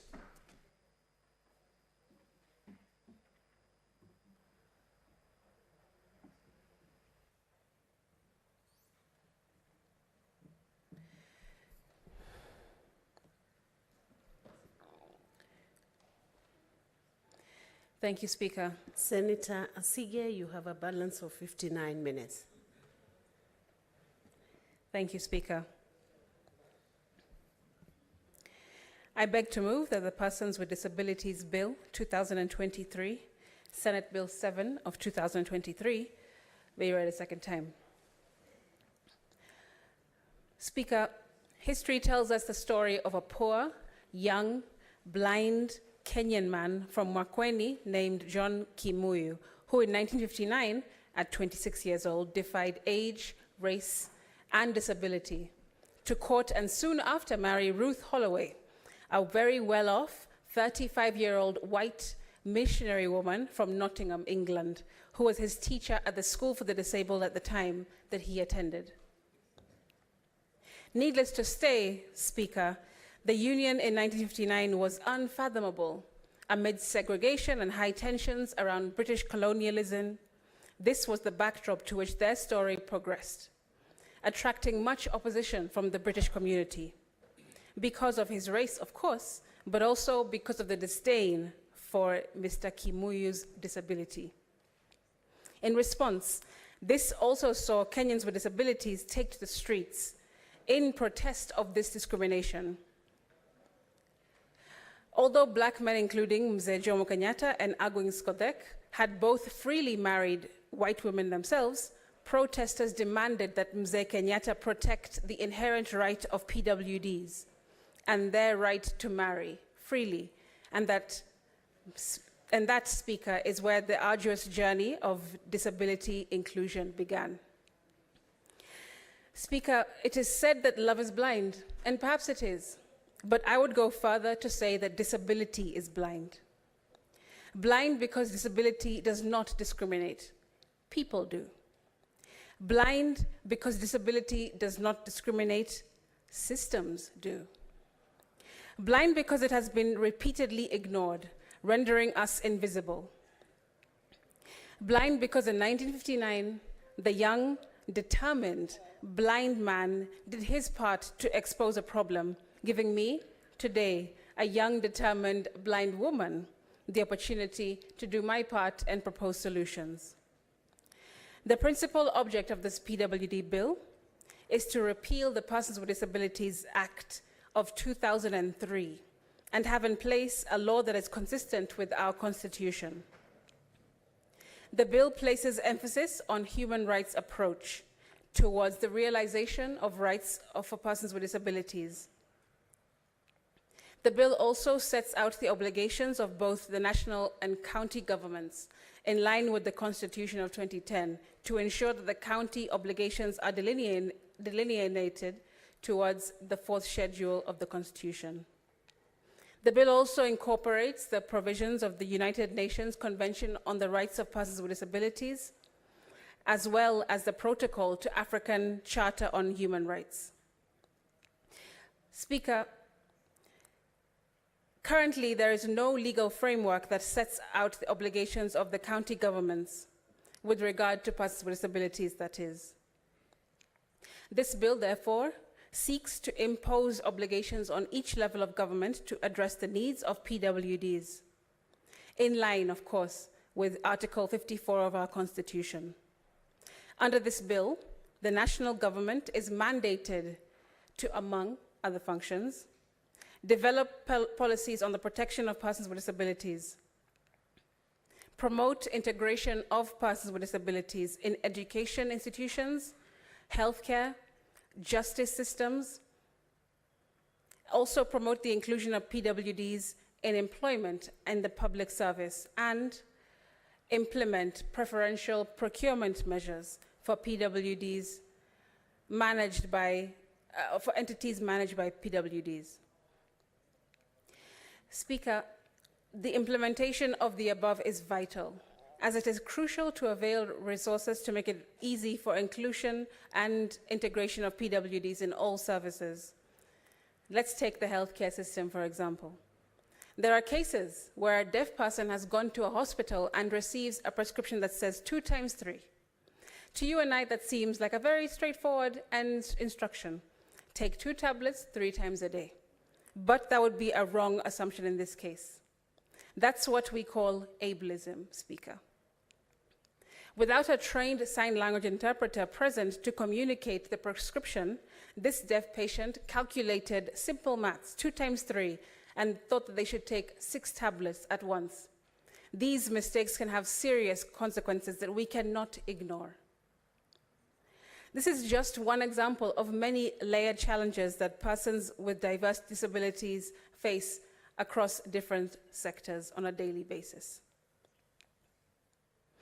On the other hand, Speaker, county governments are mandated to, among other functions, implement the national policy and strategy on persons with disabilities, which I understand is being drafted by the National Council of Persons with Disabilities as we speak. Allocate adequate resources to programs targeting PWDs, and develop mechanisms for identification and registration of persons with disabilities residing in each county. Speaker, the 2019 census estimated the population of PWDs at around 900,000. This was a sharp reduction in the number of PWDs compared to 10 years prior in 2009 census, recording over 1.3 million PWDs approximately. That left a discrepancy of around 400,000 PWDs. You can see how, Madam Speaker, since census discrepancy can suppress PWD inclusion. An equitable budget allocation as well towards inclusive development. It should be noted that these numbers are not actually broken down into counties. It's a huge gap that needs legislative intervention because, as I like to say, if you don't count it, it doesn't count. However, this bill will bridge this gap. Madam Speaker, I would like to highlight the utmost significance of interagency relations, recognizing that the National Council for Persons with Disabilities, NCPWD, cannot operate effectively in isolation. The officials of NCPWD have brought to this House the difficulties they encounter in fulfilling their responsibilities due to inadequate staffing. In order to address this concern, it's essential for the county governments and admin officers to play a role in identifying PWDs and facilitating their registration across the counties. By working in collaboration, we can alleviate this burden and ensure that support is given to PWDs. The bill seeks to review the membership of National Council for Persons with Disabilities to ensure that the council is more efficient and representative. Madam Speaker, the bill also requires county governments to only approve plans for the construction of roads and buildings that take into account accessibility and universal design provisions. Now, Madam Speaker, the ever-prevalent notion that accessibility is just providing a ramp or a lift is very small-minded. Speaker, without education, without education on universal design, we run the risk of forever believing that being accommodative to PWDs means only building ramps and lifts because, hey, that's all we need to be compliant with. That is wrong. Allow me to take us all into a quick universal design class, Madam Speaker. The built environment should be meticulously designed, constructed, and maintained to facilitate orientation and ensure safety.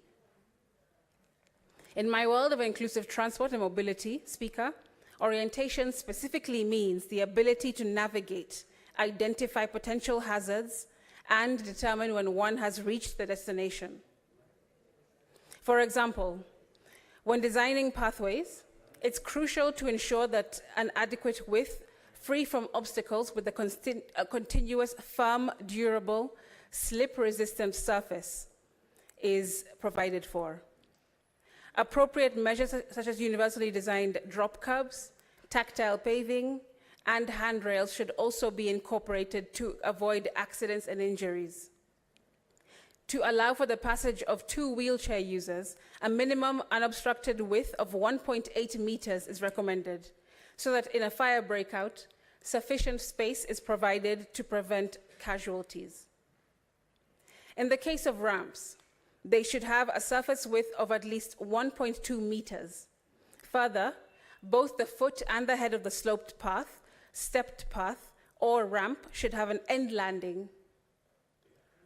It's also important to include guardrails alongside ramps to ensure safety of wheelchair users and pedestrians who require extra support, preventing injuries that may occur during falling. These intricacies are often overlooked by our architects, urban designers, construction companies, and agencies, but are vital in creating truly accessible environments for all to use. Speaker, I experienced a concerning issue in the City Hall building, an institution is entrusted with safety of all of us in Kenya, including PWDs. For a period of time, the building had no functioning lifts, resulting in restricted access for PWDs and other individuals with limited mobility, like the elderly, attempting to reach specific offices on various floors. If City Hall, an entity whose needs to lead by example, fails to uphold these requirements, how can we expect that other institutions to comply? Speaker, persons with disabilities want and need to access City Hall, courthouses, police stations, huduma centers, education institutions, sporting venues, houses of worship, malls and supermarkets, cinemas and museums, cafes and restaurants, and even bars and nightclubs. It may be hard to believe, Speaker, but we don't only visit hospitals and therapy facilities as PWDs. We have a life and we want to live it as fully as we can. In order to align the functions of the Council with the Constitution of Kenya, this bill proposes to enhance the powers and functions of the National Council for Persons with Disabilities by including functions that require the Council to liaise and consult with county governments and other relevant agencies. The bill seeks to ensure that county governments are consulted by the ministry responsible for sports as well, when developing designs to make sports facilities accessible to persons with disabilities. We call these adaptive sports facilities, Speaker. Further, in keeping with the current technological developments of the world, the National Council is required to undertake research and recommendations of new tech, including assistive devices, mobility aids, and rehabilitation therapies. Inaccessibility in the built environment affects every part of our experience. The correlation may not be obvious, Speaker, but allow me to explain.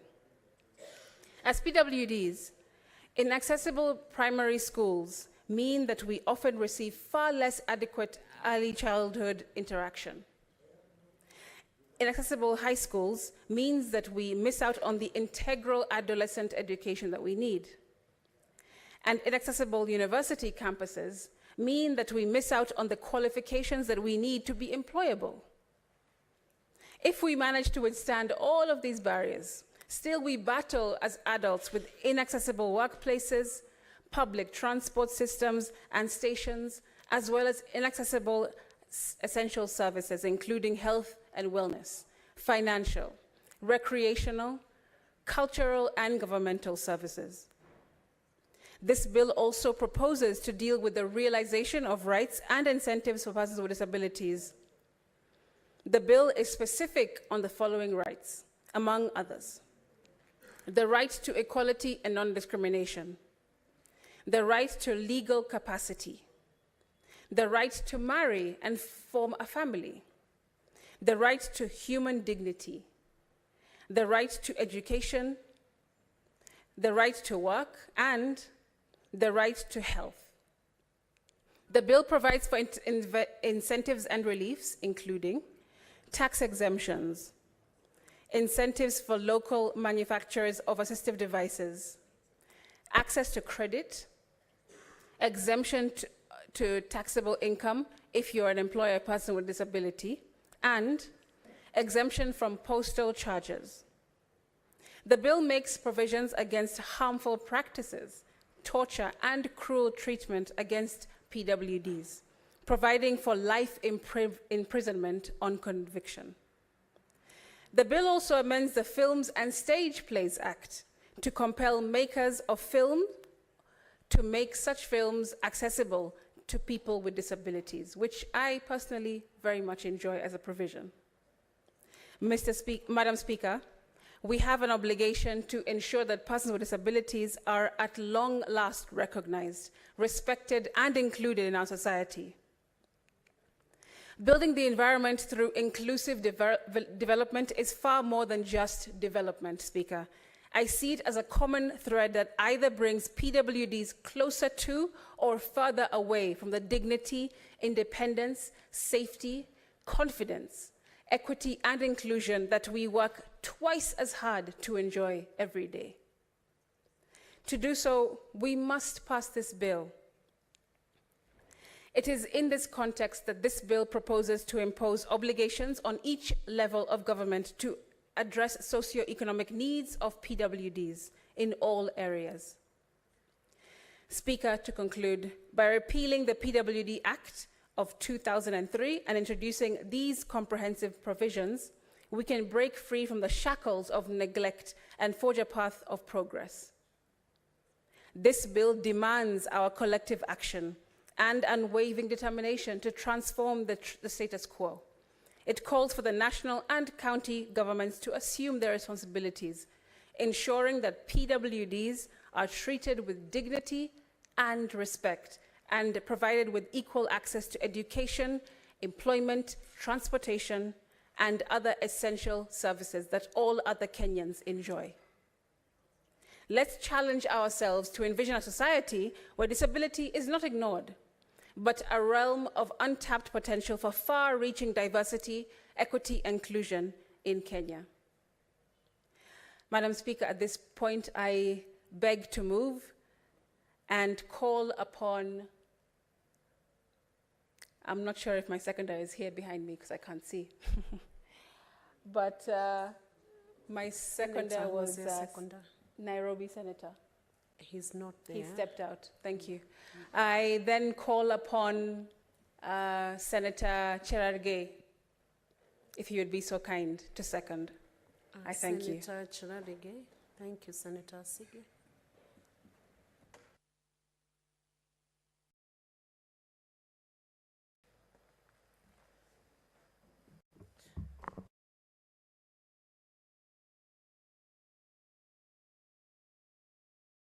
Thanks, Senator Crystal Asike, for this wonderful bill. I think it goes a long way to celebrate her commitment. I think Kenyans generally, and especially people who are living differently ably, or PWDs, should be proud, Madam Speaker, of what Senator Crystal Asike is doing to push for their welfare. I think she has pushed for a number of bills, Madam Speaker, which is quite a number. And I request also to diversify, because most of our bills, Madam Speaker, has been biased, let me use that word, towards PWDs. But I think it is rightfully there, because in any case, this section of the population also need the necessary attention that Senator Crystal Asike is doing. And I'm happy the commitment she has in the role of Article 96 as a senator is bearing fruits. The commitment she has is the commitment that she normally has, or she has used to on a creative wall. And I have assured you, Madam Speaker, once in a while when you listen to our songs, they are well thought out and in us a lot, especially for some of us who did Fasihi or literature. It sends very good messages across. So, Madam Speaker, the basis of the PWD, the Persons with Disabilities Bill 2023. Madam Speaker, according to 2019 Population and Housing Census, the population of PWDs in Kenya is 2% of the population. That is 0.9 million people live with PWDs in Kenya. Madam Speaker, to be a PWD, sometimes many people imagine that you must be born with it. Sometimes because of the accidents, Madam Speaker. You saw what happened in Londiani Junction, where more than 50 lives were lost, Madam Speaker. And we still empathize and sympathize with those families, Madam Speaker. A number of many people are still recuperating in the hospitals. And some of them might become permanently disabled. And these were able-bodied Kenyans, Madam Speaker. So PWDs does not mean that sometimes you are born with it, or because of other things in life, like accidents, which is rampant in this country, Madam Speaker. And I hope the relevant agencies, NTSA, Traffic Department, the Ministry of Transport should seize the matter, because we are losing many Kenyans through road accidents. And secondly, Madam Speaker, we are also losing many Kenyans who either lose their limbs or their hands, Madam Speaker, or even lose the art of seeing, Madam Speaker. And therefore, it becomes a challenge. So when we have a topic about the people living with disability, Madam Speaker, we should not imagine that these are different from us. They are also part of Kenyans. And there are people who are temporarily disabled, Madam Speaker. And where I come from, I'm happy, Senator Crystal, you are taking the lead in this, in the issue of legislation to ensure PWDs are recognized. Like in Nandi, we have a number of schools, like Kenya School, Kapsabet School for the Deaf in Kapsabet Town. We have small homes that are being sponsored by Catholics in Tindred, especially in, Madam Speaker, in Tachazis, which is sponsored by the Catholic. And I want to commend the role of religious organizations in this country. The Catholic has taken a role. A number of religious, even Salvation Army, Madam Speaker, are also playing a critical role. The Quakers, the Anglican, the Adventists. I want to commend the religious organizations for taking keen interest, especially to assist people living with disability. And Nandi has been a beneficiary of, especially of small homes that are supported by, Madam Speaker, by the Catholic Church of Kenya. And I want to really thank the Bishop of Eldoret Diocese, where our jurisdiction, my jurisdiction fall, Bishop Dominic Mengich, Madam Speaker, for ensuring those small homes continue to run. And you know, Madam Speaker, I visited, another one is in Dalat Jobs Public School for the people living with disability. The name Job comes from a young man who was born without arms and limbs. And she attended a normal primary school in Dalat in Masab sub-county. He went ahead to establish a public school specifically for children living with disability. And at the beginning of the year, around March, Madam Speaker, of this year, I visited that school. Madam Speaker, when you see the teachers and the community who support our children, Madam Speaker, they are doing a lot of job. These are heroes. These are people we should be giving head of state commendations. We should be recognizing them. Not people who just carry Kiteri and on the line and just vote and then you give them head of state commendation, Madam Speaker. When you go and see, these are children who have different challenges, Madam Speaker, and they take care of them, they change them, they teach them to work, they do physiotherapy, Madam Speaker. And I'm impressed from what Job is doing in Dalat School for PWDs, Madam Speaker. And one of these fine days, I'll request Senator Crystal Lasige to visit those of my two schools. There are only two in the county, and also encourage, even to motivate them, to tell them being different is like all of us. Even if you are PWD, it does not mean you have less opportunity. If you are aggressive and you work hard, you can be who you can be. Madam Speaker, in the upshot of my opening remarks, because I'll be very brief, because I've been given the honor to second. Madam Speaker, when you look under Article 54 of the Constitution, it talks persons with disability. And I think the Disability Act that is credited to then Vice President Moody Awori of 2003, I think it has been overtaken by events, and I agree with her that we need to repeal that law and come up with a 2023 one sponsored by Crystal, the PWD's Act. And it is based on Article 54 of the Constitution, because Constitution 2010 is very clear. Like, for example, Madam Speaker, under Article 54, basically what Senator Crystal has done is the import of Article 54 and now give it a prescriptive nature in the legislation. For example, to be treated with dignity and respect, to be addressed and referred in a manner that is not demeaning. I think that is important, Madam Speaker. No one likes to be demeaned, anyone in this, and they must their dignity, Madam Speaker. When you no longer have a dignity, you are no longer a person, Madam Speaker. And they must be respected, like Part B, to access educational institutions and facilities for PWDs are integrated into society to extent of compatible with the interests of the person.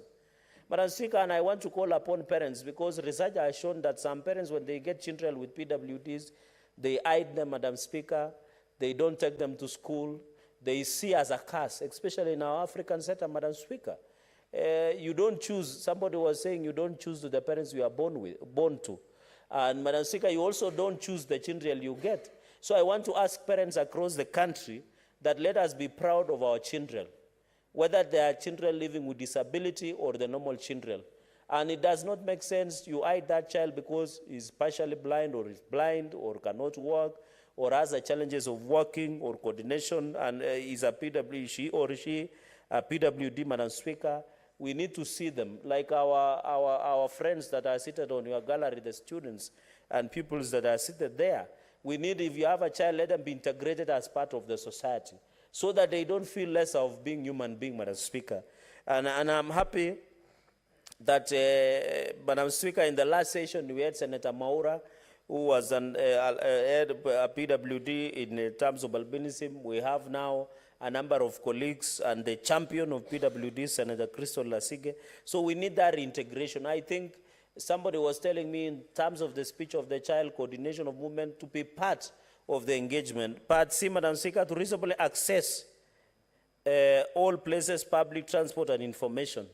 Madam Speaker, I still request that, especially counties, whenever they are giving out scholarship, bursary, let them prioritize PWDs, vulnerable children, the orphans, so that they can get the best they can, Madam Speaker. I have told you, most parents, Madam Speaker, normally are not proud, especially some parents, I'm not saying all, are not proud when they have a child who is slow to speak, who has a PWD challenge, Madam Speaker. And access public transport in Kenya, I think it is still a challenge. Senator Crystal will agree with me, accessing a public transport in Nairobi, you must be, in Nairobi, Madam Speaker, you don't need to go for a gym if you are using public transport. Because the way those makangas or the matris, Madam Speaker, wanakudondosha, you don't need to or they drop you, Madam Speaker. You are being dropped at the speed of 180 kilometers per hour. So you don't need even to attend a gym. So we still have a challenge, Madam Speaker, because even I've seen people, and I'm also guilty as charged, in an occasion where, Madam Speaker, even parking, designated parking areas, designated dropping areas for the people living with disability. You'll find somebody who is not a PWD parking on an area that is meant for people living with disability. And that is why public transport, Madam Speaker, is still a challenge. I don't know what the government will do so that even buses, the way they are designed, they drop on and pick off, Madam Speaker. I don't know in this country, Madam, we are always in a hurry. If we are not overlapping, this country, Madam Speaker, we are good at bad manners. Because if the matatus are not overlapping, the private cars are not overlapping, they don't care PWDs. I'm happy a number of matatu touts, Madam Speaker, Sometimes I saw a story, I can't recall when, where they used to drop and pick her, a lady who was disabled. And those are heroes we need to celebrate, because we need to do civic awareness that our Kenyans, 0.9 million Kenyans who are PWDs, also require these services, Madam Speaker. Article 54D, to use sign language, braille, and other appropriate means of communication. Madam Speaker, I think, and I want to thank Senator Crystal Asika, I think I've seen media houses, even public functions, be it private or public or government functions, I normally see people with sign language. And I think Kenya has come a grown because it was not there before, Madam Speaker. And also to access materials and devices to overcome constraints from persons' disability. The final one, Madam Speaker, is Article 54E. I agree with Senator Crystal that we need to give tax-free and tax exemptions, especially to assistive devices. Madam Speaker, I used to be part of a group called, we were trying to get cochlear implants for the young children, Madam Speaker, and it is very costly. We are being told it costs up to 4 million to get those cochlear implants, especially for the children that have such challenges, Madam Speaker. I agree with that all assistive devices should be zero-rated, should be given tax exemption, Madam Speaker. If we are giving tax exemptions to corporations to start business, I see, which is good, I see corporations come into the country and say, give us tax reliefs, give us tax exemptions so that we can set up business in this country. Let us be humane. Let us give also tax exemptions and reliefs to assistive devices, Madam Speaker, because they are very costly, especially for the people living with it. And this is a small part of our population. It's only the greatest thing that the government can do is to exempt, Madam Speaker, especially on assistive devices, be it listening, walking, because even I remember when I had a political accident in the last session, Madam Speaker, buying that is it called Mkongojo or assisting walking crane, very expensive.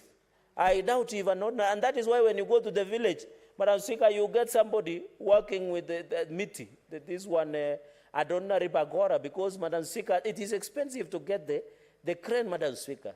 We need to zero rate, especially also issues of physiotherapy, machines, so that when our children, especially children who are slow to walk, and maybe to be using physiotherapy, especially in schools that are run under BWDs, Madam Speaker. I think this is what the Constitution has provided for.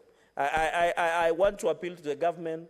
Let us give PWDs and, Madam Speaker, access to cards. I've seen counties. In fact, Madam Speaker, when you come to Nandi, you always get shocked. The PWDs of Nandi are only, when there is a PWD World Day for people living with disability, they are only given soda and mkate, or soda and bread only, and some blankets. That's how these people eat money meant for PWDs.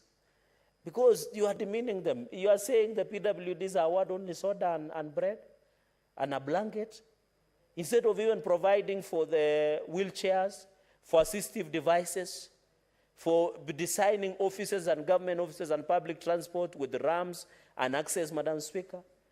You know, Nandi is a very interesting county. It's a county of funny miracles, where you only give a PWD bread and soda, and you said you have assisted them.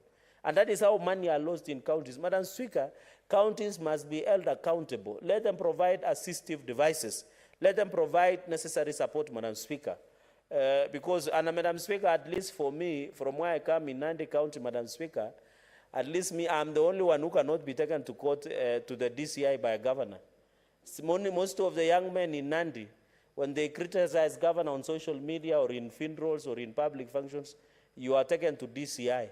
I've seen two young men, a young lady and a woman, I think by the name called Vero, Madam Speaker, was taken to the DCI for only questioning non-availability of drugs in the Kapsabet County Referral Hospital.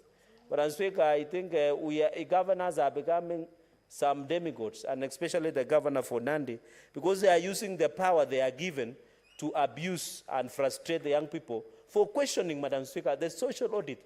And that is why I'm questioning also, why are the PWDs of Nandi given only bread and soda? Yet they are a unique population that they should be given assistive devices, wheelchairs, among others, Madam Speaker.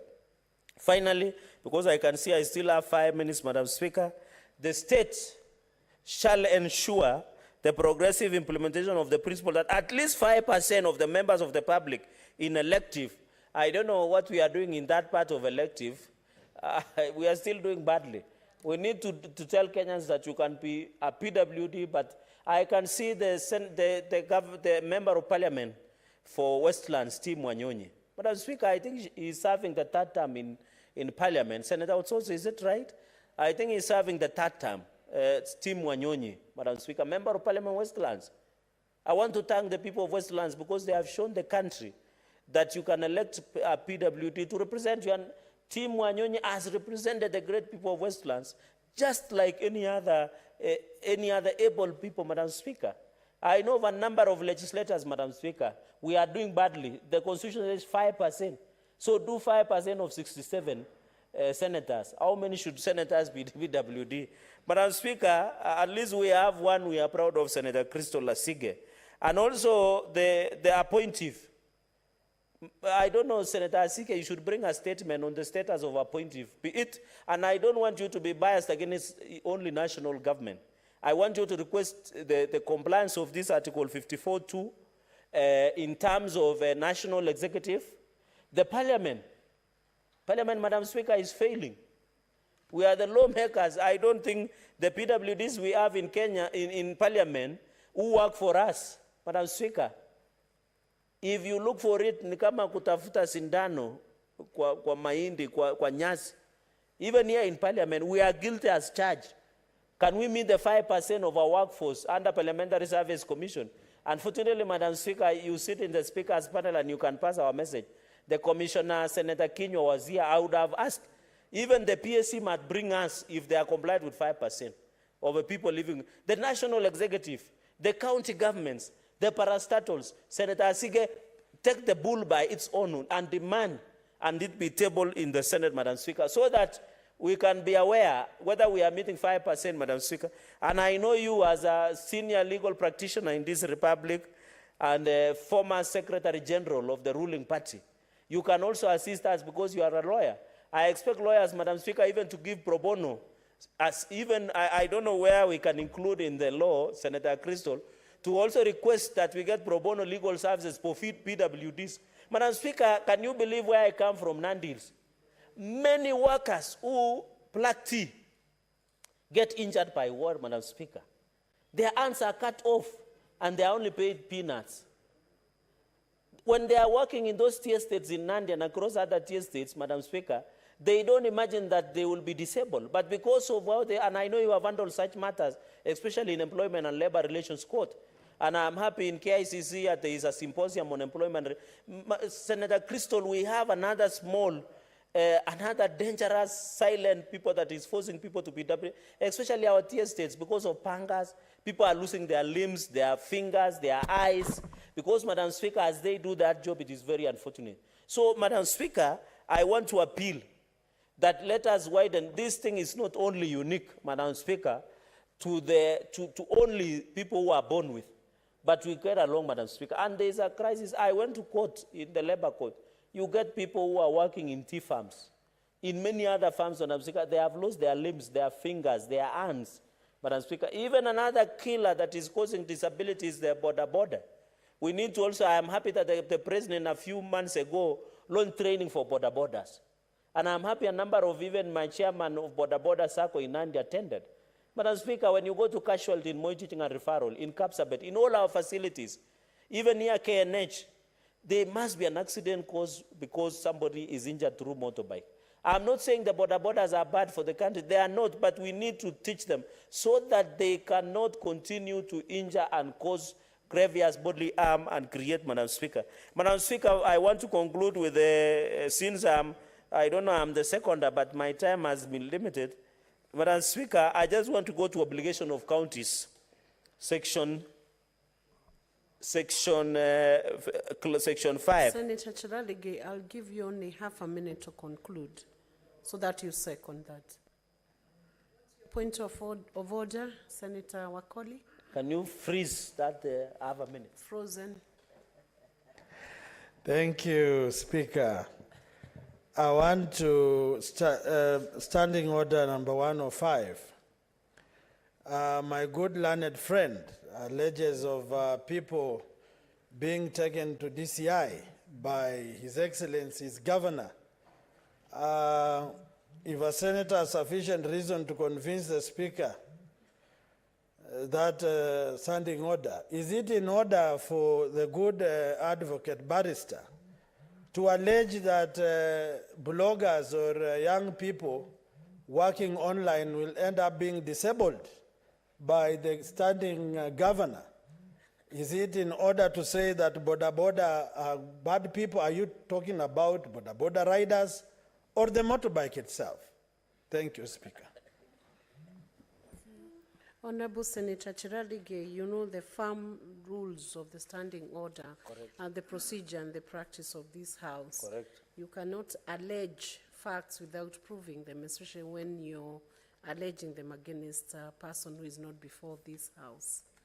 So you either substantiate or withdraw that. Madam Speaker, I don't know because he has mixed me. There was an aspect of border riders, and then DCI. I didn't get him. But what I can put in perspective. He was specific on the DCI. No, what I was saying, I was using an example because it is a debate that young people, and you know, Madam Speaker, we can criticize the governor because it's a position. Even the presidents, even the executive, even parliament. That's why we criticize parliament as is even the judiciary. Honorable We are not Senator, singling out an individual. Honorable Senator, we know for a fact the governor of Nandi is one person. Correct. So withdraw that statement. No, I unless will you not have withdraw. I will substantiate. bring to substantiate if you give me time. You will substantiate? Yes, if you give me time. Okay, bring that Yeah. evidence tomorrow by 2:30. Correct. Madam Speaker, the finally, on the obligations of the county government, in a minute, I think I'm happy access to free primary education, inclusion of persons with disability in the county public service board. I think the affirmative aspect of procurement.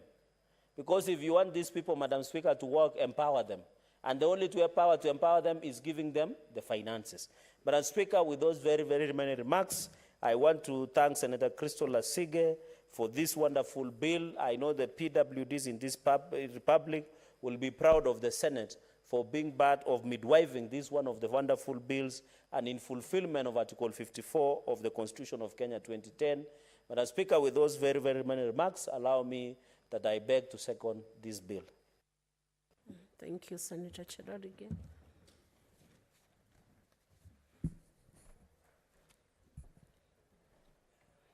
Honorable Senators, I propose the question that the Persons with Disabilities Bill, Senate Bills number 7 of 2023, be now read a second time. I have a communication also from the chair on visiting teachers and students from Gatamayo High School in Kiambu County. Honorable Senators, in the public gallery, we have 48 students accompanied by 3 teachers from Gatamayo High School, Kiambu County, who are in the Senate on an education tour. Honorable Senators, in our usual tradition of receiving and welcoming visitors to Parliament, I extend a warm welcome to them, and on behalf of Senate and on my own behalf, wish them a fruitful visit. Thank you. And I want to call upon Senator Joe Nyoto from Muranga to welcome the students together with Senator Otsotsi. Half a minute each. Thank you very much, Madam Speaker, for this opportunity to welcome students and teachers of Gatamayo Boys High School.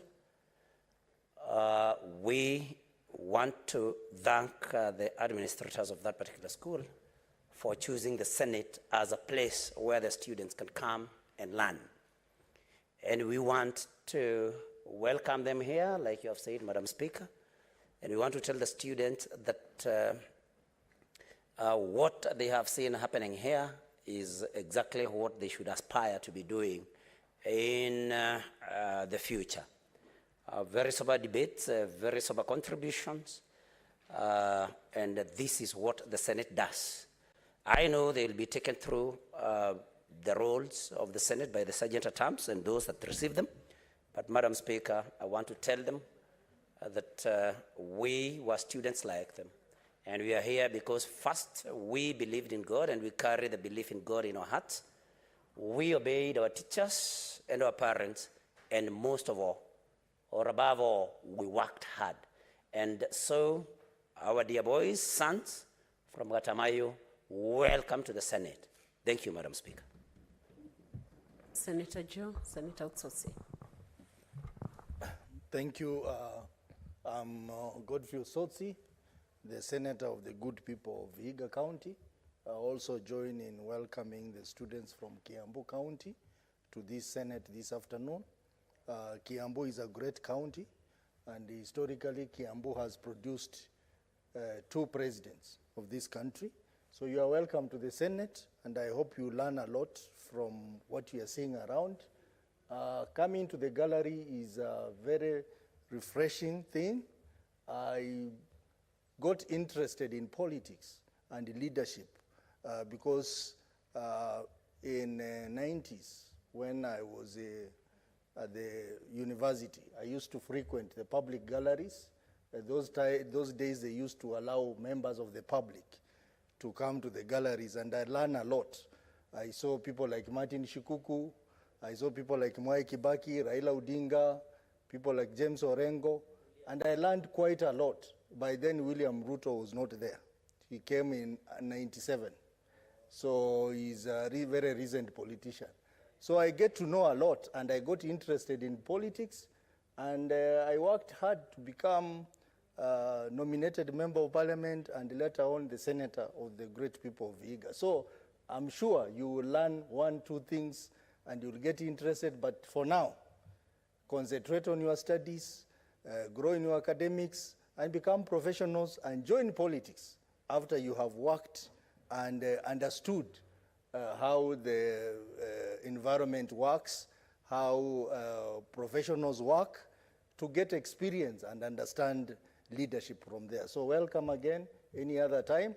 And the senator of your county, the Miracle Senator, is my great friend and a very serious member of my committee, Senator Thangwa. And I call upon you to also emulate him, because he was an MCA, CEC, and later on he became the senator of the great people of Kiambu. So welcome to the Senate this afternoon. Thank you, Senator. And now we will resume the debate on the Person with Disabilities Bill. And I want to call Senator Joe Nyoto Muranga County to proceed and debate. Thank you, Madam Speaker. I rise to support this bill sponsored by Senator Asige. Madam Speaker, this is a bill that was brought to the Committee of Education that I chair, and you are able to go through most of the provisions in this particular bill.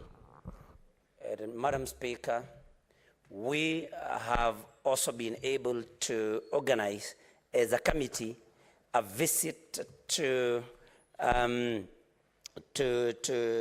institutions that teach this group of Kenyans, Madam Speaker. We have been able to go to Uasin Gishu County, and we were able to visit a school for the hearing impaired. I think that is the right way to put it. We were also able to visit those with some mental challenges. We were also able to visit a school for those with autism. And Madam Speaker, this is a group of Kenyans that we need to think very deeply about. And this bill could not have come at a better time. One thing we were told, most of these schools are understaffed. Why? Because especially in schools where, or in schools of those with the mental challenges, sometimes we were told that every learner may need to have a teacher for themselves. That is a ratio of 1:1. That is teacher-student ratio of 1:1, Madam Speaker. And so when this bill proposes allocation of more resources, especially to schools or to learning institutions, then, Madam Speaker, this is a bill that we should all support. And because counties are limited in a way in the matter of resources, Madam Speaker, I'm so happy that this bill puts obligations on the national government besides county governments. That, Madam Speaker, there should be minimum standards and guidelines to be adhered to by public transport vehicles also, because we are not only talking about learners. Because sometimes when you look at our public vehicles, we do not have any provision whatsoever for people with disability. In fact, the way they are made, the way the seats are arranged, there is no provision for that. And Madam Speaker, these are people, especially if you talk about somebody who is on a wheelchair, this is a person that needs to be accompanied by somebody else and by their wheelchairs, which take a lot of space. So, Madam Speaker, as a country, we must ask ourselves, what is the place of those living with disabilities in our society? Are we doing enough? Have we made enough provisions? Because, Madam Speaker, you will see some passenger vehicle operators even charging double fare for those that live with disability, because of course sometimes they may occupy more than one seat. Honorable Senator. Yes. I'm sorry, I have to interrupt the business right now because there was an earlier direction by the Speaker that at 5 p.m. the House will adjourn for Honorable Senator Mudigi to move a motion pursuant to Standing Order 37 of the Standing Orders. Honorable Mudigi. Madam Speaker, I am begged to move the following motion that pursuant to Standing Order 37, the Senate do now adjourn to discuss a definite matter of urgent national importance, namely the systematic breach of speech, destruction of public and private property and livelihoods through repeated incitement of members of the Republic to civil disobedience and illegal public demonstrations and protest that climaxed with the sense of lawlessness witnessed in several parts of the country on 7th and 12th July 2023. Madam Speaker, in our country, Kenya, in every year, 5 years, we do election, and after election, we must have winners and losers. In G, around 30 years, we are doing election, but after election, after information of the winners, the losers always bring division and chaos and fighting. Around the election of 2012 and 2013, there was president who was called President Kibaki, and Raila Amolo Odinga was number 2. After election, it bring a lot of chaos, and after election, we communicated because of peace. They find unity, and before unity was a lot of problem. 2017 was an election of Mr. Uhuru Kenyatta and Amolo Raila. After election, they bring a lot of confusion and chaos. After Supreme Court, they communicated. After a big war of division, they come together. Around 2022 was an election of our President Samuel William Ruto. Ruto, he was pronounced the winner second Rusa was Raila Omoro.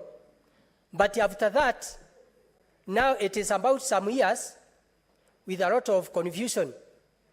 After losing Honorable Raila, he stated to the court of law. Finally, he was announced the winner, the loser. But after that, we are experiencing a lot of division of two parties.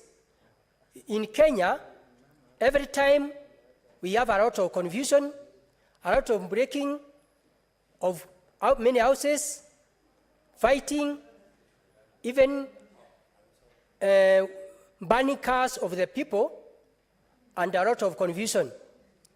I can say about on 7th and 12th of this month was a lot of confusion. Many people were injured, others in the hospital. Many businesses were closed. After that, they extended even to break a big road, expressway, which the contractor of that road want to be paid about 700 million. But after that, there is another rumors about tomorrow and big maandamano. My question is about this. Is it possible for our government, Azimio, another Azimio and our government of Kenya Kwanza, whether they can find a dialogue to sit together to see the way forward? Second, humble request to request whether Senate can constitute a team of commissioners, senators, to find the way forward, and also to see about that maandamano. In Kenya Azimio, were number which were mentioned about Raila, about Kioni, about Martha Karua, about Uhuru Kenyatta, former president, and if they receive, they will see in the mistake they are done, can take them to the court of law or other place. Finally, I propose Senator Siregei to second my motion. Madam Speaker, sir. Senator Charadige.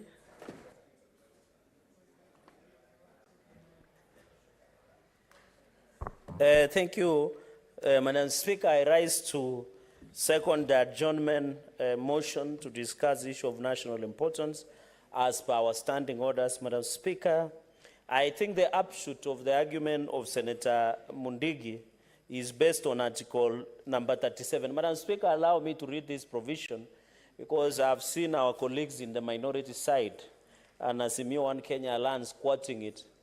But there is no part that is written that they should go to a demonstration, and then when it turns violent, it is the right. Madam Speaker, it says every person has the right peacefully and unarmed to assemble, to demonstrate, to picket, and to present petitions to public authorities. Madam Speaker, I want to say the following. On 2 occasions, we have lost more than 15 Kenyans. Billions of properties have been destroyed. Many Kenyans have not accessed their places of work. Children have not gone to school. The economy has lost billions and billions of shillings in terms of tax and other turnovers, Madam Speaker. This has been perpetuated in the pretext of exercising Article 37 of the Constitution of Kenya, Madam Speaker. Mr. Speaker, Madam Speaker, sorry, it is very unfortunate that as a country, one person continues to hold the country to hostage because of being power hungry, Madam Speaker. In 1997, in 2007, in 2013, in 2017, the signature, tactics, and agenda is similar. Go to an election, lose an election, intimidate, emasculate, blackmail, force to go into government through an handshake, blackmail, cooperation and nusumkate kind of arrangement, Madam Speaker. Madam Speaker, it goes without saying that as a country... What is your point of order? Madam Speaker, you know this is a house of honor, and this is a house of record. And we must protect the Senate at all costs. What's your point of order, please? I'm on standing order number 105, Madam Speaker. When you are given an opportunity to address the Senate, I think you must be factual. Senator Cherigei, who is my friend and my neighbor, has made some allegations by saying one person has done this, has fought his ways to government. It is important for him to produce the facts, content of speech, to support his allegations. Because we cannot allow people to use the floor of Senate to make allegations that they make on the street there or in funerals or in political rallies. This is the Senate of the Republic of Kenya. We want facts to be tabled. So is he in order, under standing order number 105, to make statements which are not factual, statements which cannot be substantiated? And I demand that he substantiates by providing tangible evidence to support the allegations that he has made, not statements that he makes in funerals or in a bus or on the streets. Can you This is a House of Parliament, must be respected, Senator Madam Speaker. Osotsi, I wish to seek your very clear statement of what you need him to clarify, the specifics. The specific statement. Madam Speaker, you have heard what he has said and is unanswered. He has talked of one individual. He needs to tell us who is this one individual. And then he has talked about this one individual after every election fighting to get into government through the handshake. We want to know the full facts of what he said. And it must be tabled in this House. Madam Speaker, we are cheapening this House through statements like this, made by people who have no regard to the status of Senate in this republic. Madam Now I've understood what you have asked for. I will now direct Senator Cherigei to proceed on with his debate and clarify the one individual, because the name is not yet stated. Maybe he will clarify. Senator Osotsi, don't put the cart before the horse. Yes. Allow him to finish his submissions. Yes. Then you can hear who the individual is. In fact, I want to assist Senator Osotsi that there is a court matter already in Speaker Mate of the Embu, that you cannot challenge a process at the beginning. You wait until I finish my submission. But as Speaker, I want to put the record. You know, Senator Osotsi might be, maybe he's a member of a bar. Personally, I'm a teetotaler. I don't take alcohol. So maybe he is recovering from hangovers of the long weekend, Madam Speaker. But as Speaker, the one person, and it is a fact, the one person I'm talking about is Azimio Raila Odinga. And it is a fact. In 2007, he pushed for a government of grand coalition government. It is in the public. Madam Speaker, the law talks about judicial notice. Under criminal procedure, not a civil procedure code, Madam Speaker, Criminal Procedure Act so that we can is make progress. very clear. Finish There your is what we submission call first, and then I'll give you a chance. Resume your seat, Senator. Madam Speaker, Senator Madam Osotsi, Speaker, and give resume me your my time because he interrupted my trail of thought. Madam Speaker, how can I substantiate the obvious? You can't, Madam Speaker. It is even judicially noticed, Madam Speaker. Madam Speaker, we must stop this culture. The Constitution talks about national values and principles of good governance. One of the tenets or principles is rule of law. In this country, Madam Speaker, when we go to an election, I don't know of any senator, including Senator Osotsi, my neighbor. I know the opponent and the competitor of Senator Osotsi. I am not aware that the person he defeated has gone for an mandamano to take away his seat, Madam Speaker. And I want to tell the country, Madam Speaker, the illegal demonstrations being perpetuated by Azimio One Kenya lands is no longer about what they are saying about cost of living or the high cost of food. It is that they are power hungry, Madam Speaker. They want to take the power because they don't have an alternative, Madam Speaker. There is nothing they have given on the table. Madam Speaker, when Kenya Kwanza lands, Madam Speaker, in conclusion, just half a minute, when Kenya Kwanza lands, gave bipartisan, Azimio gave bipartisan talks, but they are the ones. You have half a minute to second. Madam Speaker, and therefore, I want to ask the police tomorrow to be alert. There is no demonstrations that will be done. There is no destruction of property or any other form, Madam Speaker. And therefore, I beg to second.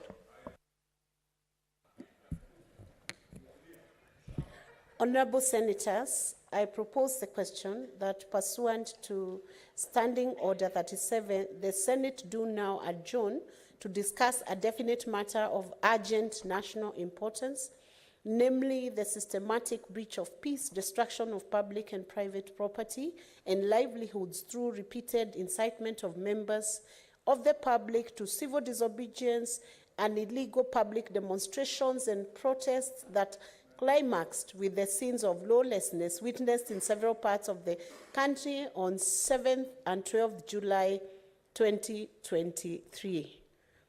As many as are of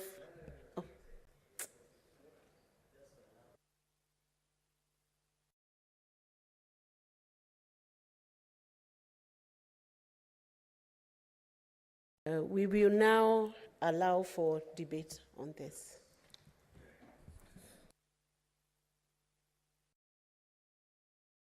Senator Manzo Daniel Kitonga. Thank you, Madam Speaker. Madam Speaker, Article 1 of the Constitution says that the power, sovereign of this nation, and talks of the power belonging to the people. Senator Manzo, you'll have 5 minutes. Yes, thank you. Talks of sovereignty of the people, and that under Article 2 of the Constitution, this power of the people is donated to Parliament, is donated to executive, and is also donated to judiciary in equal measure, and that Parliament can debate matters related to people like this one we are doing. Article 37, which has just been quoted here, allows peaceful demonstration. In Kenya, we've been having peaceful demonstration, and I'll give 2 examples. The day Raila Odinga was sworn as the people's president, the police did not interfere, no single person was killed, and even a person selling sweets in that function did not lose a sweet or money. The other day when Honorable Raila Odinga took a matatu to town, did his tea and his shoes were brushed, he had a very big meeting in the middle of town. The police did not come, nobody's shop was looted, nothing was destroyed. The problem has been when the law has not been followed. The law of unlawful, which explains this Article 37, is found in the Penal Code 78 and 79, and also the Public Order Act, which has regulations thereunder. Those regulations provide for peaceful demonstration, and should a person in the rank of inspector of police find that a meeting is going differently, they are supposed to issue proclamation and give people 15 minutes to clear. But unfortunately, the proclamation in this country has been a firing of a tear gas as a response. And unfortunately, that has caused a problem. So I want to really honestly state that if people's demonstrations are respected, and that's why the UN has supported this particular thing and issued a statement under human rights that you cannot disrupt peaceful demonstrations. And if the police never bothers, even tomorrow, if they keep away, not a single person will be armed, not a single thing will be looted. But unfortunately, we've heard statements from politicians. To quote the leader of majority in the National Assembly, and also my very good friend, Honorable Moses Kuria, who was in Parliament with me for 2 terms. They have issued tweets, they have issued statements. And unfortunately, these statements amount to preparation of committee of genocide in this country. Already, what is happening in Sondo is politically instigated. It is not a border problem. It is not a border problem. It has been described as a border problem by the Honorable Kidiki It is not a border problem. It is a political problem, and we should solve it as such. I know the senator. What's your point of order, Senator Chiradige? Madam Speaker, I raise under standing order number 105 on the authenticity of facts. Can the good senator withdraw or provide evidence that the altercation that was seen in the border town of Sondu between Kericho and Kisumu counties, Madam Speaker, it comes from Makauni very far. Some of us who are neighbors know that it was about the border issue and the issue of leaflets from some of the political leaders from Nyanza region, Madam Speaker. Can he provide evidence or withdraw? No. Just I will reply. I will reply, Madam Speaker, and I can.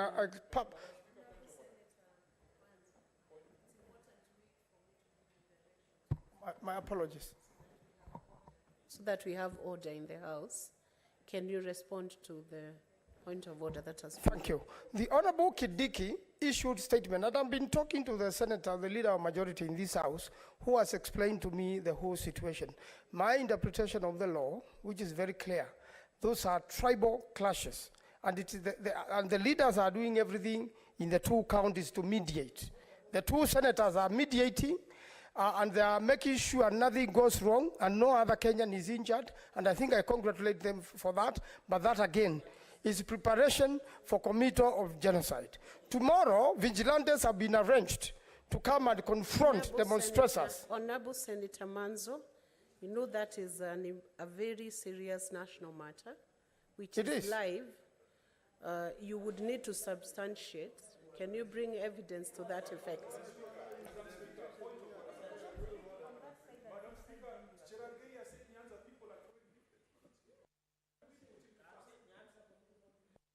Senator Manzo, are you able to clarify that? You are.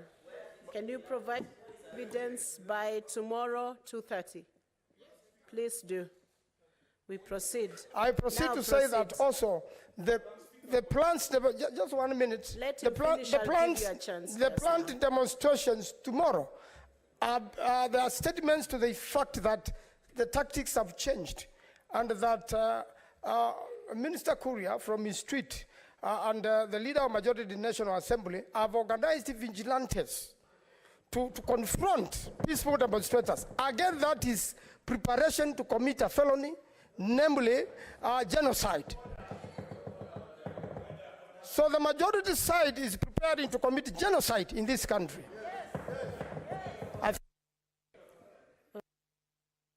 Point of order from Senator Kajwang and then Senator Dangwa, Karungo Dangwa. Madam Speaker, we are dealing with very sensitive national issues. And Madam Speaker, it cannot be allowed that it goes on the record of this House, the assertions by Senator Cherargei, that the clashes in Sondu are instigated by Nyanza leaders who are circulating leaflets. Can he, under the standing orders, substantiate or otherwise apologize and withdraw? And Madam Speaker, as you have directed, and it is unprecedented for the chair to demand for evidence from a member when a member is debating, because the chair is a referee. Madam Speaker, you must also use the same yardstick and the same rule you have used to declare that Senator Cherargei must bring evidence to that assertion if he fails to withdraw and apologize. Because, Madam Speaker, I come from Homa Bay that borders Sondu. I come from Homa Bay that borders Nandi. No leader from Luoland or Nyanza has ever sat down, has ever conspired to get arrows, to get spears, and to do oaths. Oaths are not done in the Luo community, Madam Speaker. Oaths are done in the neighboring community. My community does not use bows and arrows, Madam Speaker. What is your So point Senator of order? Cherargei must be compelled to withdraw and apologize, or else he must substantiate whatever is assertion that Nyanza leaders are killing people in Sondu. And Madam Speaker, those are the kind of utterances that should automatically lead to a member being thrown out of this House, because they are utterances that can inflame a nation that is already at pains. Honorable Senator Kajwang, I have directed that Honorable Manzo to bring evidence to support what he alleged. Equally, so I can give direction, Senator Kajwang. Let's have order in the House. I will equally direct Senator Chiradige to respond to that issue before I give a direction on it. Madam Speaker, I don't know why you have allowed my chair, Senator Kajwang, to profile a certain community. That is so wrong. Madam Speaker, I am aware and I have evidence that certain political leaders from the neighboring Kisumu County were issuing leaflets, and I will table the evidence tomorrow from 2:30, Madam Speaker, because we have evidence. We cannot just make statements for the sake of making it, Madam Speaker. And I don't know why Senator Kajwang is getting emotional, and I've said I will table the evidence. We cannot allow, Madam Speaker, that issue of Sondu is a very sensitive issue. And while we appeal peace, we cannot allow certain political leaders to use, because we are aware, Madam Speaker, they wanted to use the issue of Sondu to try and instigate and bring lawlessness, Madam Speaker. And I'm going to table the evidence, Madam Speaker. Honorable senators, let's have order now. Honorable Chiradige, Senator Chiradige, you'll table that evidence equally with Senator Manzo at 2:30. These are matters of serious importance, and we must not issue any statement that is reckless regarding that conflict from either side of the House. Karungo Dhangwa. Thank you very much, Madam Speaker. I don't like the direction that we are taking as a House, Madam Speaker. But my point of order was on Senator Maanzo when he is quoting things that he has seen in the media. Madam Speaker, you have numerously ruled that we cannot quote what we see in the media because nobody can be able to substantiate. He's mentioning the names of the CSs. We don't know what he read. We don't know whether it was his computer that was faulty, his Android phone, or maybe, Madam Speaker, he did not read it well. So I would want to request you, Madam Speaker, to request Senator Maanzo to stop quoting what he reads in the social media. Otherwise, you'll be misleading this House, and you cannot be able to substantiate. Thank you, Madam Speaker. Honorable senators, regarding matters that are being aired on media, we know the cardinal principles and the rules of this House, and we would urge senators to refrain from breaching the standing orders and keep to the strict rule, especially when you are discussing a matter of this nature. So we will proceed on, and I will give a chance to Senator David Wakoli Wafula. Asante sana Mheshimiwa Spika kwa nafasi hii ambayo umenipa kuchangia yale ambayo Senator Mundigi ametaja. Katiba inatupa ruhusa ya kumiliki mali na rasilimali hapa Kenya. Yale yanayojiri, Mheshimiwa Spika, ni kinaya na kinyume cha matarajio ya wanademokrasia hapa Kenya, kwa sababu maandamano, jinsi tunajua sisi wa imani wa Kristo, maandamano ni ya kubeba matawi, mabango kwa amani. Tumeona maandamano ya madaktari Kenya hii, tumeona maandamano ya walimu Kenya hii, tumeona maandamano ya wakulima Kenya hii. Haya maandamano yote hakujawahi kuwa na bugdha ama purukushani yoyote, uharibifu wa mali na vile vile watu kuumia. Haya maandamano ambayo kwa mabano wanasema wanademokrasia wanashinikiza, sijui wanataka tupoteze maisha ya watu wangapi ndio waseme haya ni maandamano. Sijui wanataka watu wangapi wajeruhiwe Kenya hii ndio waseme ni maandamano. Wakenya walipokuwa wanalima mashamba, Mheshimiwa Spika, walikuwa wamebeba vifuria wakitembea. Wakenya walipoenda kuchukua mbolea kwenye magala ya halmashauri ya nafaka, hawa watu walikuwa wanabwata na kutembea. Wakenya walipokuwa wanapuliza madawa kwa mahindi yao, ndugu zangu walikuwa kwa vyombo vya habari wakibwata. Leo watu karibu wanavuna, Mheshimiwa Spika, badala ya kuandaa vifuria kukaribisha mavuno ya kiteule, ndugu zetu wamewatoa vijana wenye misuli na nishati ya kujenga nchi. Wako kwenye barase za nchi hii wakipiga mayowe na kuweka vifuria kwenye kichwa. Sijui ni dini ipi, sijui ni tamaduni ipi ama itikadi zinazowaruhusu wasomi wa tajriba kama hii kwenye jumba la Senate kubeba vifuria kwenye vichwa, Mheshimiwa Spika, kadamnasi vya vyombo vya habari dunia nzima kwamba ukiweka kifuria kwenye kichwa, Mheshimiwa Spika, bei ya bidhaa na chakula itashuka. Mheshimiwa Spika, sijui ni dini ipi ama ni maombi yapi ya wanataraji, lakini ni kusema kwamba katiba inatupa nafasi vile vile ya kutembea na kuhusiana na watu mbalimbali. Yale tunayaona katika barabara za Kenya, barabara zinafungwa, magari yanapigwa na kuteketezwa. Sijui Wakenya watatembelea nani? Wakenya watakuwa wageni wa nani?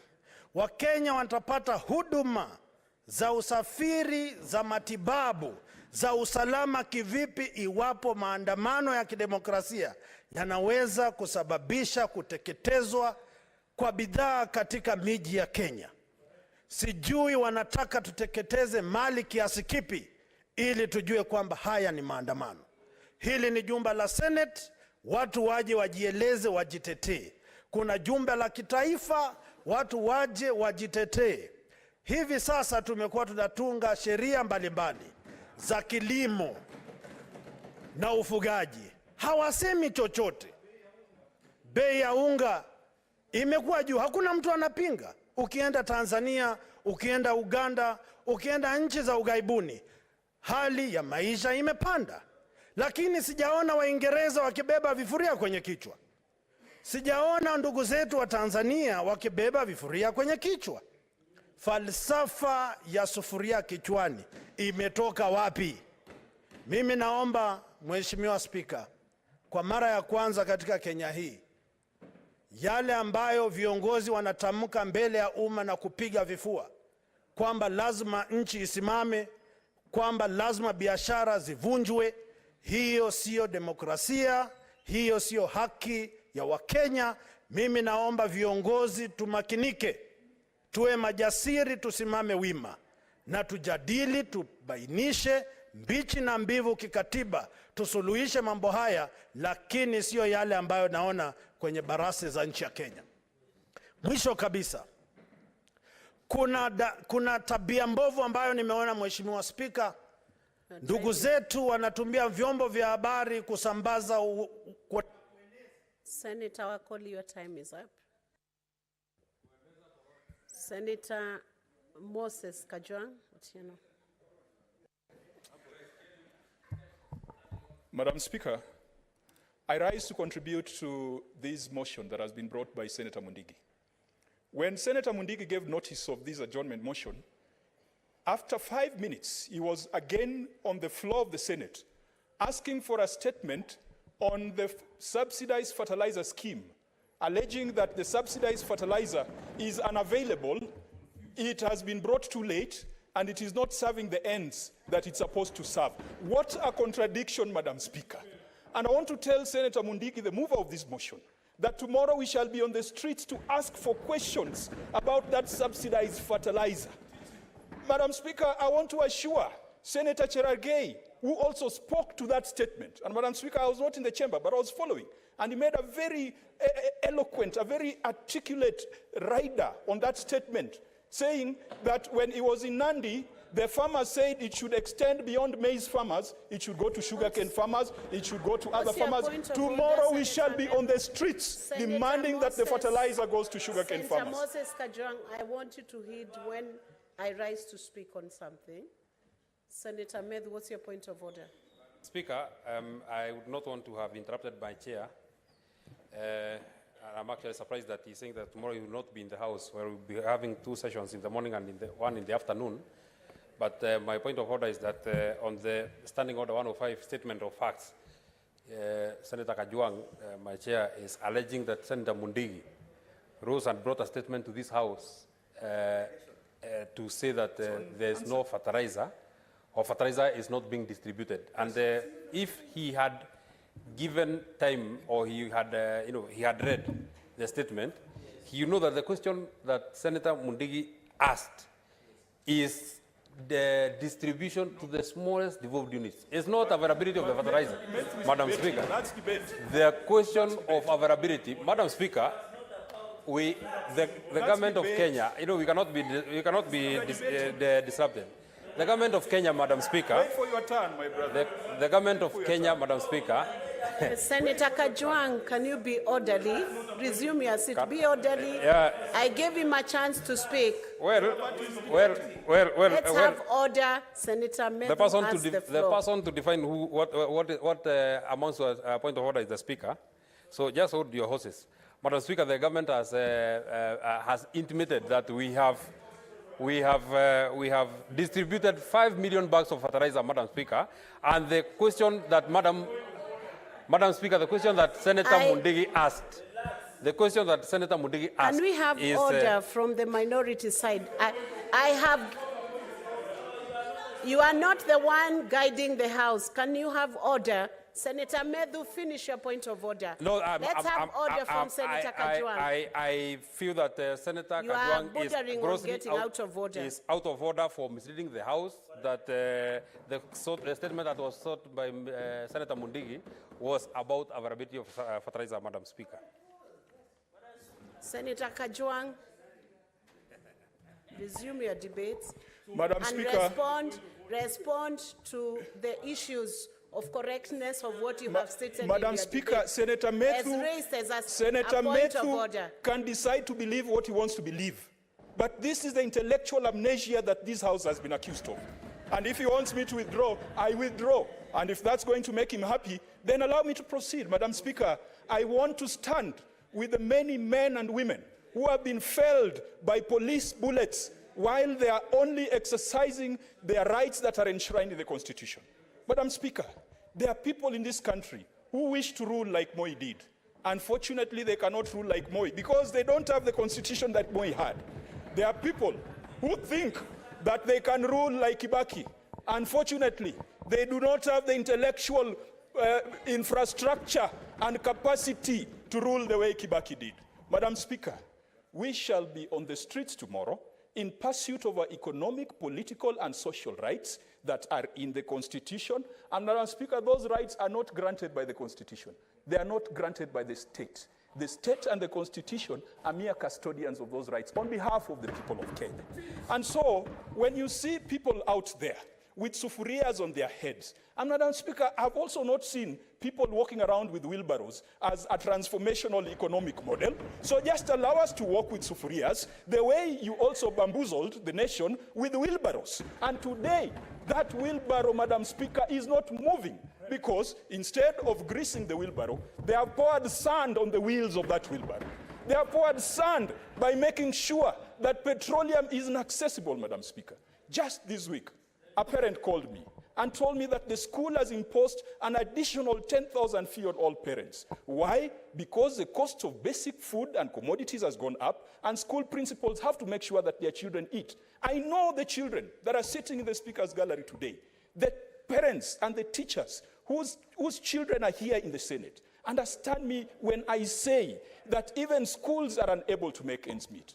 Madam Speaker, law and order is a responsibility of the police to maintain. And that is a duty that has been granted to the police by the Constitution of Kenya. What our duty as the opposition and our duty as majority of Kenyans is... Senator Kajwang, let's hear the point of order. Speaker, I raise under Standing Order number 98 and 105 on statement of fact. Senator Kajwang, who is my chair, is stating that the price of cost of living and food has gone up. Yet, 1 year ago, his party leader, that's Raila Odinga and Uhuru Kenyatta, were in power. And the cost of unga was 230 shillings. Now, Madam Speaker, the price of unga has come down to 170 shillings. Why did they not demonstrate? Madam Speaker, and I can tell them, There is no one. He has said that some people want to rule like Moi or Kibaki. But we don't want to lose like Raila Odinga perpetually, Madam Speaker. We cannot. My point of order is that let the facts, understanding 105, Madam Speaker. But Madam Speaker, you don't need to shout. This is not a marketplace. Can you request us? You don't need to shout. You just need to listen. You don't need. This is not a shouting match, Madam Speaker. The minority side, they always work out. They can work out.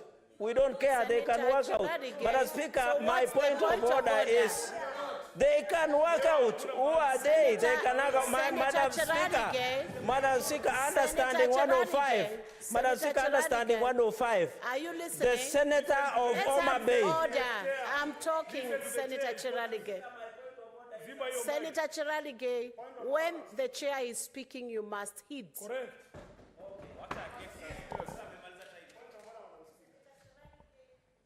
Point of order.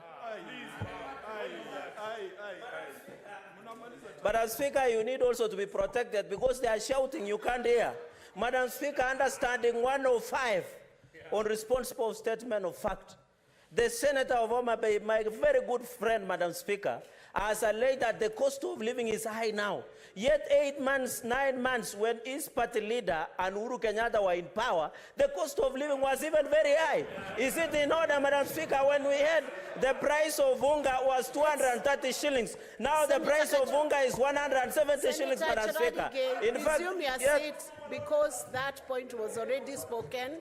Resume your seat. Senator Kajwang.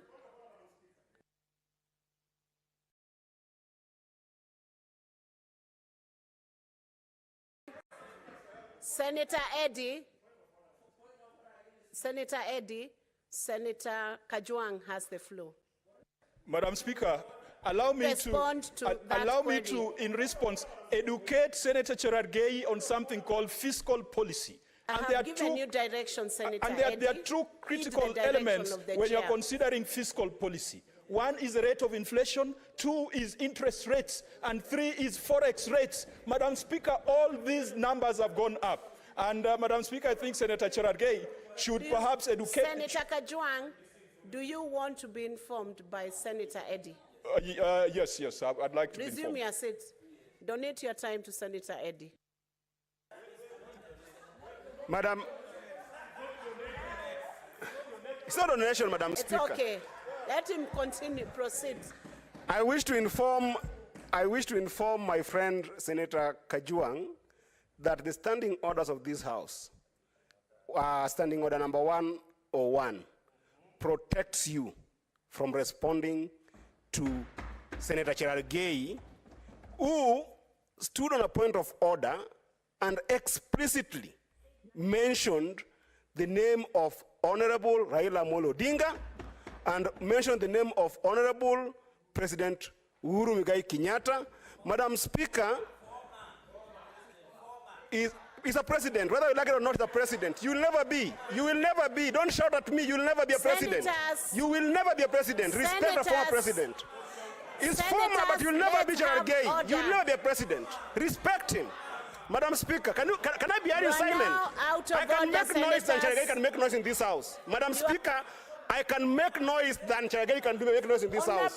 You will not make noise to me, Cherargei. Senator Eddy, you are bordering on being out of order. Senator Cherargei, I give you the first warning. Senator Eddy, I give you the first warning. If you continue being out of order, you will have to exit from this session. That's the direction of the chair. If you continue being out of order, I will put you on the second.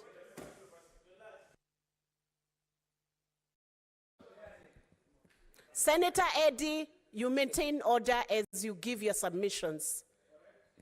Madam Speaker, I was informing my colleague, Senator Kajwang, that it doesn't need to respond to the kind of lack of intellectual engagement by Senator Cherargei with our standing orders. Standing order number 101 says this: neither the personal conduct of the president nor the conduct of the the Speaker or any other judge, nor the judicial conduct of any other person performing judicial function, nor any other conduct of the head of state or government originated in Kenya of any friendly country, or the conduct of the holder of any office whose removal from such office is dependent on a decision of the Senate, shall be referred to adversely, except upon specific substantive motion, of which at least 3 days notice has to be given. He is duly informed. Proceed on, Senator Ojwang.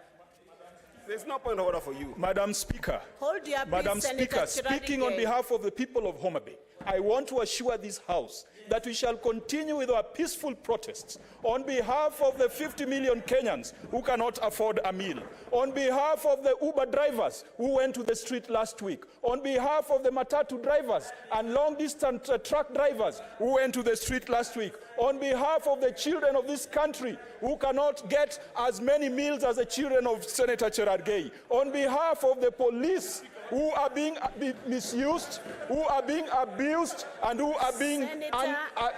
Senator Cherargei, Madam maintain Speaker, order. I can't... Madam Speaker, please protect me. Half a minute, finish. Madam Speaker, we shall continue with our peaceful protest, and we shall do it on behalf of the many martyrs that have been killed by police using illegal and unlawful orders from a presidency and an executive that has stopped caring about its people.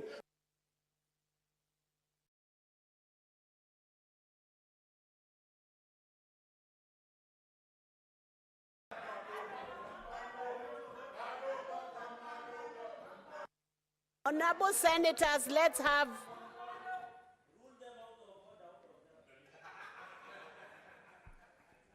Honorable senators, you are pushing the chair to a corner, and I will definitely throw someone out of this session. I'll throw the honorable members who are out of order from participating in this session. Let's resume the debate, but maintain order.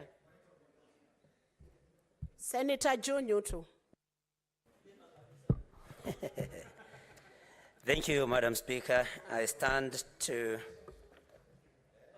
support the motion moved by Senator Mundigi of Embu County. Madam Speaker, it is all over the media and everywhere that there will be demonstrations tomorrow in many parts of Kenya.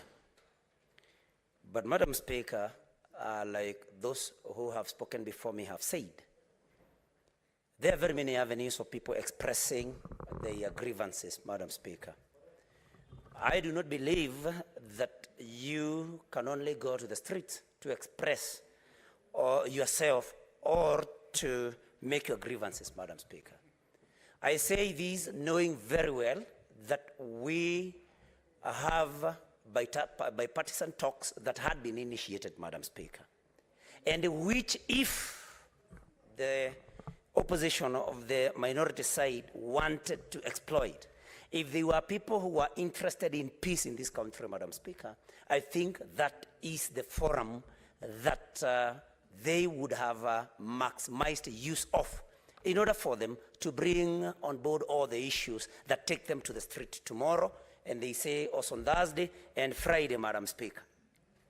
I am not a lawyer, but I've listened keenly to Senator Cherargei take us through the provisions of Section 37 of the Constitution, Madam Speaker. And in that particular provision in the Constitution, yes, people have the right to picket, to demonstrate, and to present a petition, Madam Speaker.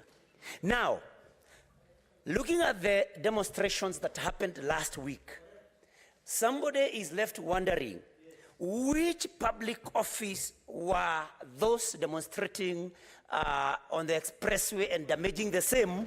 Where were they going to present this petition in that particular area, Madam Speaker? So clearly there is malice in these demonstrations, Madam Speaker, and this must be called out, because if Kenya belongs to all of us, And if we want to continue with our country as safe, Madam Speaker, we cannot afford to read only some parts of the Constitution.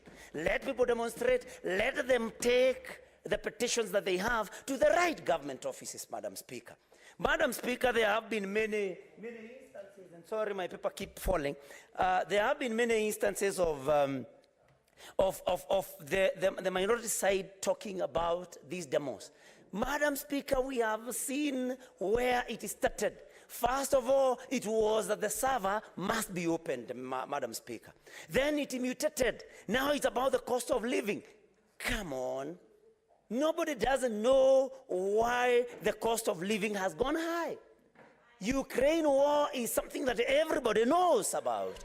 Madam Speaker, we know the seasons. We know I come from a county that has agriculture as a backbone, Madam Speaker. And we know that we have heard about... Senator Wafula, you have a point of order. Do you want to be informed by Senator? As long as it will be his own time, Madam Speaker, that you are going to freeze my time. That's okay, sit. Yeah, so Madam Speaker... Take your seat. He will give you the information he wants to help you with. Asante Mheshimiwa Spika. Arifa ambayo ningependa kuongezea ndugu yangu ni kwamba kuliwahi kuwa na waziri wa ukulima Kenya hii na alipewa bilioni 14 kuhakikisha mahindi na nafaka yanapandwa katika Galana Gulalu. Lakini walipong'atuka ofisini hata magunia 20 peke yake hangeweza pata. Bilioni 14, Mheshimiwa Spika, na sasa wameungana, wamebeba vifuria kwenye kichwa. Ni kinaya na kejeli kwa demokrasia nchi ya Kenya. Asante Mheshimiwa Spika. Proceed, Senator Newton. What's your point of order, Honorable Katibu? Nimemsikiza Mheshimiwa Wakoli kwa makini, lakini Kenya hii inajulikana, watu ambao walikula pesa ya mahindi anajulikana ni mmoja peke yake hapa, na hatuna haja ya kumtaja. Asante.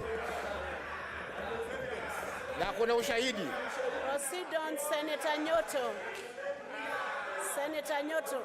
Let's have order, senators. Honorable senators, let's have order. Senator Nyoto, resume the debate. Thank you very much, Madam Speaker, and thank you, Senator Wakoli, for informing me.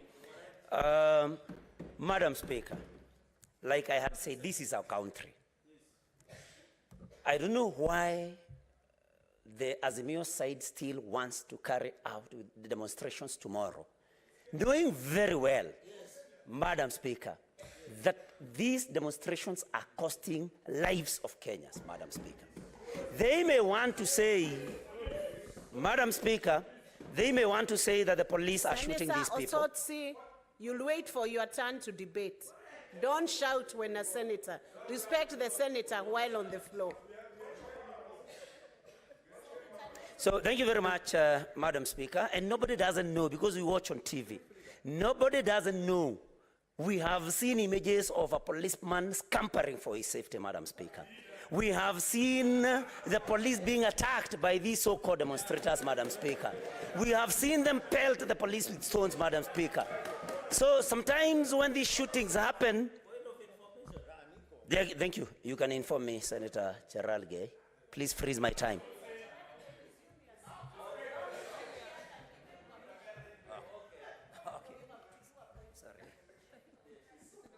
Senator Nyoto, do you wish to be informed by Senator Cherargei? Yes, I do, Madam. Senator Cherargei. Madam Speaker, I would like to inform Senator Joe Newton that one of the people who has been chasing the police to safety is the Nairobi Senator, Senator Sifuna. You saw him chasing the police at KICC. I saw until, not for safety. Madam Speaker, when we say they are chasing, including their leaders led by Senator Sifuna, was chasing an OCS, not an ordinary sergeant, Madam Speaker. So what Senator Newton is saying is correct. It is the demonstrators who are attacking the police. It is not the police attacking the demonstrators, led by Senator Sifuna, who has been chasing around the OCS. Let him chase me, we'll know who I am. Senator John Nyoto, proceed. Thank you, Madam Speaker. Thank you, Senator Cherargei. I didn't know that actually Senator Sifuna was the chief goon in this particular attack, Madam Speaker. Your time is up, Senator Nyoto. Resume your seat. Senator Beth Siengo.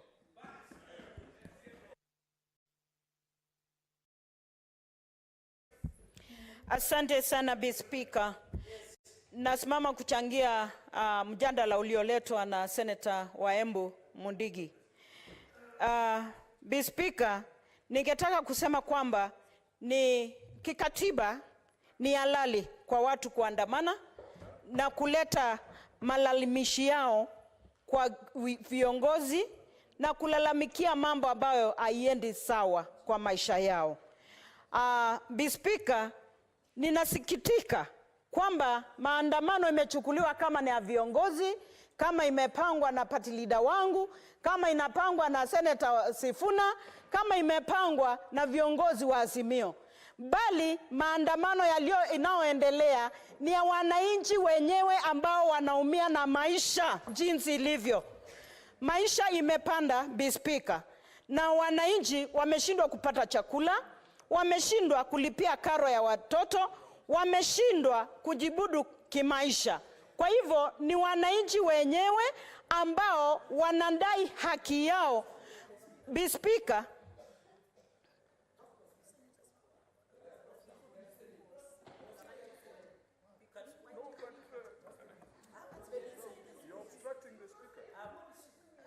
sasa Bi Speaker, ninashangaa kwamba Senator Cherargei ametoka kwenda kuchukua muda wako na bado niko hapa kwa floor. Bi Speaker, just hold. Senator Sifuna, approach the chair. Approach the chair. Proceed, Senator Beth.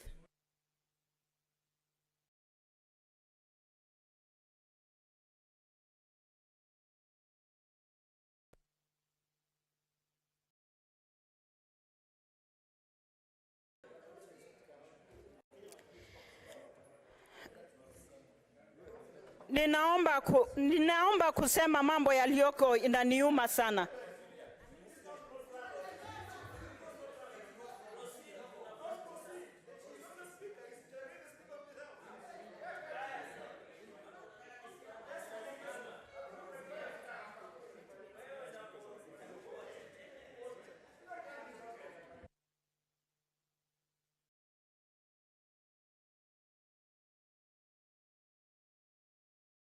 Resume, Senator Beth.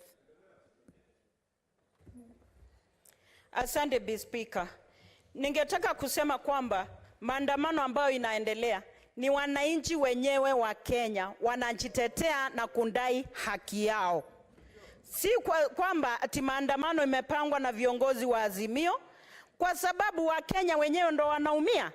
Bi Speaker, yale mambo yanaendelea kusema kwamba ati wa Kenya wanasukumwa kwenda kuuliwa, hiyo ni uongo, kwa sababu tunajua vizuri sana kwamba katiba yetu ya Kenya inapea mwananchi nguvu na uweza na akona haki ya kuungana kutetea haki yake. Kwa hivyo ile haki mwananchi akonayo na ameipitisha kwa viongozi, anaweza dai hayo mamlaka na irudishe ndiposa andai haki yake. Bi Speaker, ningetaka kusema kwamba hii ni nyumba ya heshima na kwa hakika Senate wananchi wanatutegemea.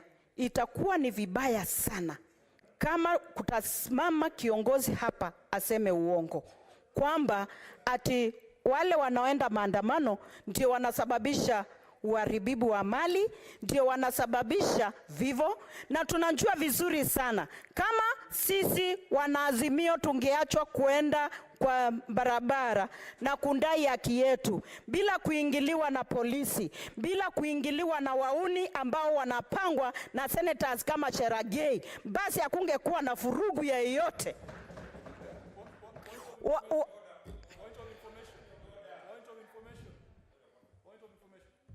What's your point of order, Senator Meth?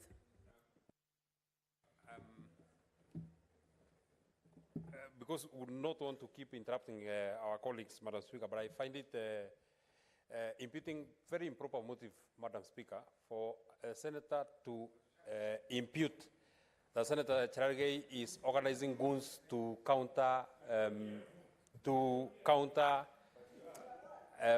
protesters, Madam Speaker. So that is against the rules of debate, Madam Speaker, unless Senator Beth can be able to substantiate that Senator Cherargei organizes goons to counter protesters. Then I find it grossly out of order. Resume your seat. Senator Beth, can you substantiate that statement? That's a weighty statement. Asante Bi Speaker. Kwa kweli ninaweza elezea. Kwa sababu tukiwa hapa, sisi wote ni shahidi, Senator Cherargei ameita Senator Sifuna goon. Hiyo ni kumaanisha nini? Kwa hivyo hao ndo wanapanga na kuchochea wananchi. Senator kama Senator Cherargei, Senator Medhu wanachochea wananchi ndiposa waonyeshe kwamba sisi ndio tuko na shida. The chair is speaking now. I have asked you, Senator Beth, to substantiate that there is an organization of goons by Senator Cherargei. If you have, or you withdraw. You withdraw that or substantiate. Let's have order, senators. I'm with Senator Beth and Senator Cherargei. Just the two. Senator Methu, let's have order. Senator Beth, you withdraw. Asante Bi Speaker. Hakika ninajua kuna ushahidi Bi Speaker.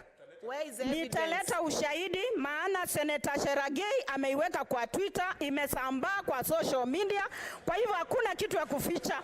Ni ukweli, ni ukweli.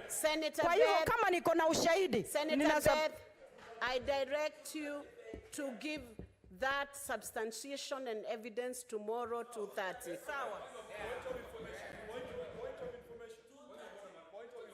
Point of information, Senator Kajwang. Yes, Bi Speaker, nimekumbali. Madam Speaker, I wanted to inform Senator Beth Siengo because she said that if the police did not interfere with peaceful protesters when the demo started, and Madam Speaker, I wanted to inform Senator Beth Siengo that on the first day that the people of Kenya decided to come out to protest, the people of South Africa also did the same, led by the Economic Freedom Fighters, EFF. And Madam Speaker, and Senator Siengo, the difference is that in South Africa, the EFF were accompanied by the police. They were given security, law and order was maintained, whereas in Kenya, the peaceful protesters were bastardized, they were tear gassed, water cannons were unleashed on them. And Madam Speaker, the last bit of that information is that Israel has had daily protests for more than 6 months.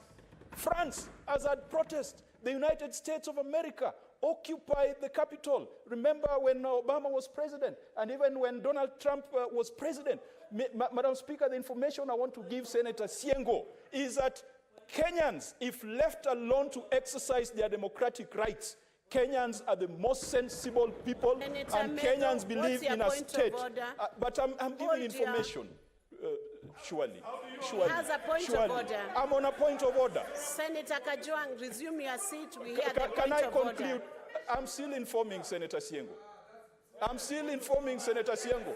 I'm still on a point of order. Senator Kajwang, resume your seat. Resume your seat. Resume your seat. Resume your seat. Senator Kajwang, resume your seat. A point of order. You have, Senator Medhu, you have 30 seconds.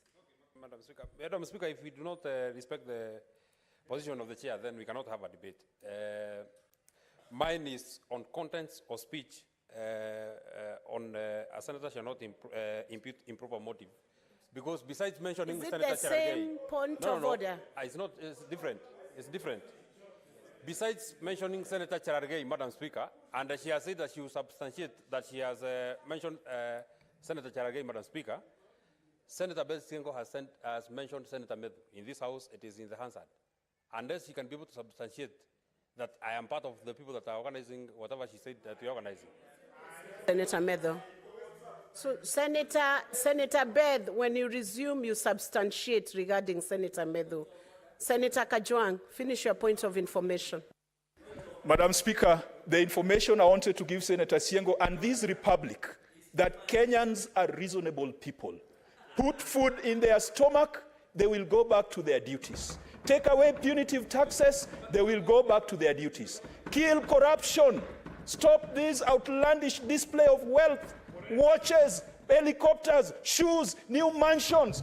Madam Speaker, I am informing Senator Siengo that these protests, as long as they continue vomiting on our feet, as long as they continue vomiting on our shoes, we shall continue. Senator Kajwang, I have cautioned you before. I have cautioned you before to heed when the chair calls you out.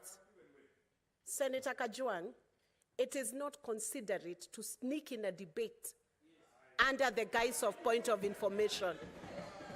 It is not correct. What you have done is to debate, and that is not correct. Senator Beth, resume.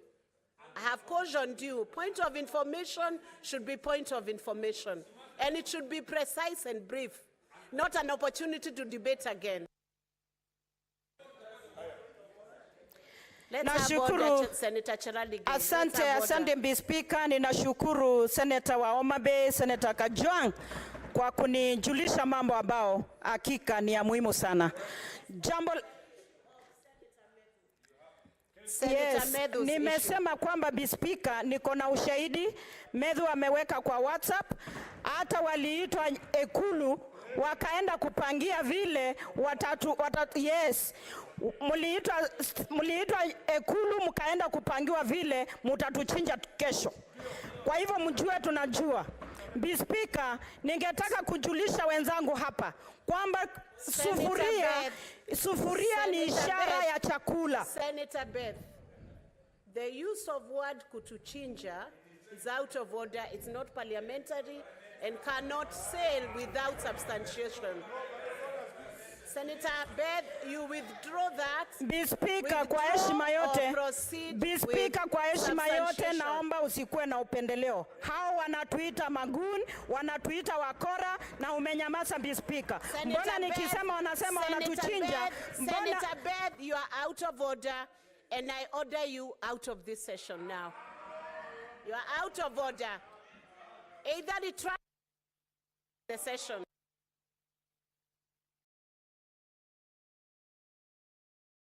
Sergeant at arms, she exits from this session. For today's session, Senator Beth, out of the House. Sergeant at arms, please, out of the House.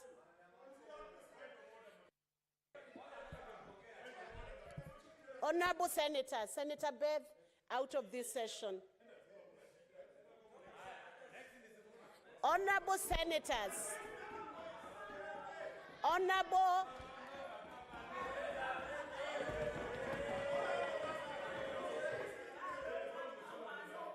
honorable senators, we must have respect for the proceedings in this House. We cannot allow a language that sends a wrong message to Kenyans. You will keep to the parliamentary language, and if you cannot, you exit from the session until when you can do the right thing.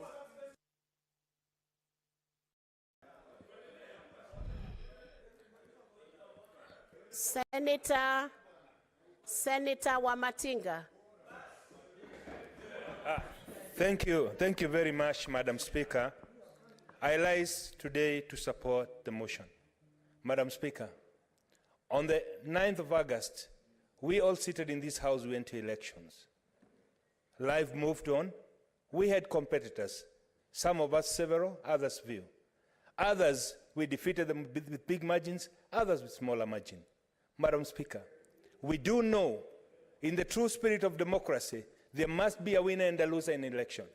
Madam Speaker, it is very unfortunate that indeed, after every cycle of election, that we have to go around these circles. Madam Speaker, we have a nation to take care of. We have the responsibility as readers to ensure that the generations to come will look upon us and say, yes, there were people we elected and people who are responsible and who could take care of democracy. Madam Speaker, that calls us to be able to lose and go on, Madam Speaker, because every 5 years we have re-elections again. Madam Speaker, it is very unfortunate and indeed very deceptive and mockery of democracy that we can stand and tell Kenyans that we are standing and calling demonstrations because we want to bring the cost of living down. Madam Speaker, the cost of living can only be brought down through hard work, people planting and harvesting. Madam Speaker, because there is a God who lives, we are going to have a bumper harvest. We are going to have enough food, Madam Speaker. But there are those who are convinced, Madam Speaker, that unless they are in power, this country can never be in peace. It is so unfortunate, Madam Speaker, that we as a house can stand here and debate how we will actually destroy Kenyan property in the name of bringing the cost of food down. Madam Speaker, it does not take a genius to know that you cannot bring the cost of living down by destroying property. You cannot bring the cost of living down by maiming people. As has been said before, Madam Speaker, we've seen teachers demonstrate. We've seen doctors go on strike. We've never seen a life being lost. But we are asking, Madam Speaker, how many people must die for Kenyans to know that this country is bigger than them, Madam Speaker? How many of them? How many, Madam Speaker, that one person has every 5 years successfully fought his way into the government? Madam Speaker, it is very unfortunate that we are standing here losing precious time when we could be discussing bills about lowering cost of living, about lowering cost of power. Madam Speaker, I want to say this, Madam Speaker. The bills we have before this House. Yes, Madam Speaker. You wish to be informed by I do not want to be informed. Eddie. I want to finish, Madam Speaker. I do not want to be informed. Proceed. Madam Speaker, we have several bills here in Agricultural Committee that are geared towards bringing cost of living down. Madam Speaker, some of the members sitting on that side, Madam Speaker, who are members in my committee, we started a good journey of bringing down the cost of energy. But Madam Speaker, when I need them, they desert me because they have to go and fight. Madam Speaker, I want to appeal to this House. Let's stand up and talk with a voice of reason and bring the cost of living down by having a candid discussion about the things that we have to do as legislators. Madam Speaker, it is through registration, it is through candid discussions when cabinet secretaries come in this House, Madam Speaker, we see the minority side walk out.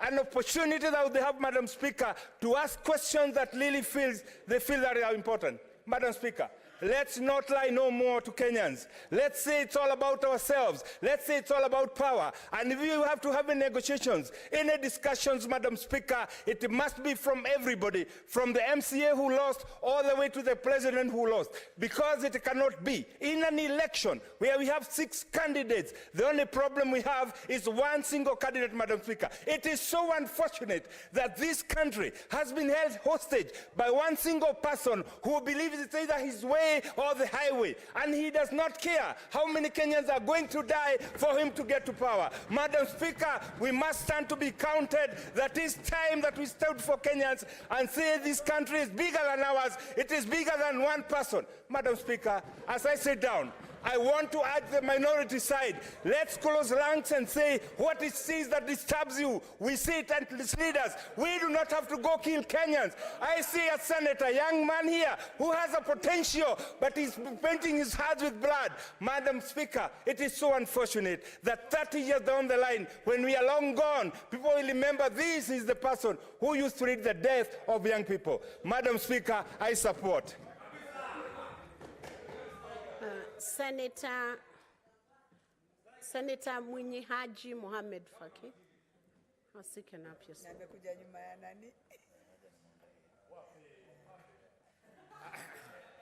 Asante Bispika kwa kunipa fursa hii kuchangia hoja ambayo imeletwa bungeni na seneta wa Embu, Seneta Mundigi.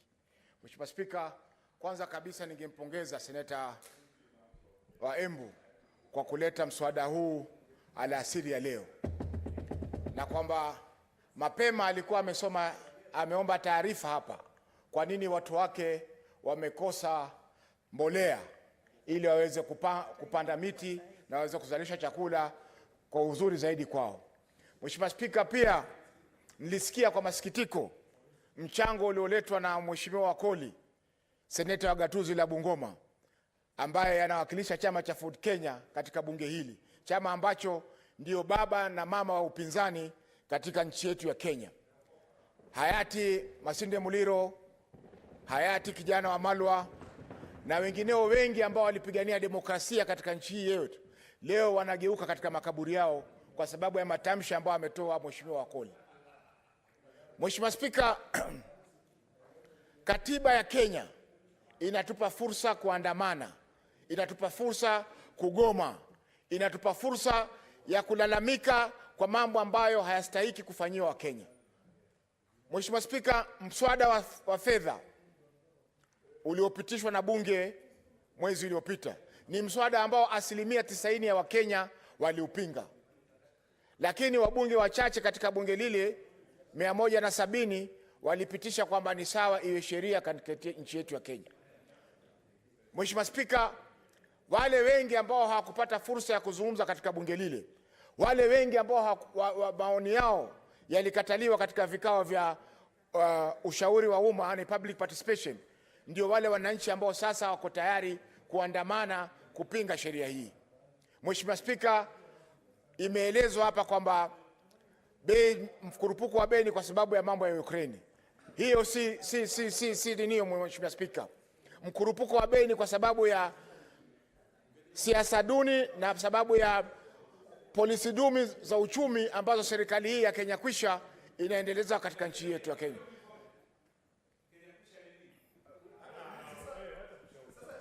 What is your point of information? Is it point of order or point of information? Mheshimiwa Spika, nilinde. Honorable Senators. Naomba Mheshimiwa Spika unilinde. Honorable Senators. Naomba Mheshimiwa Spika unilinde kwa sababu uchungu ni mgumu. Honorable Senators.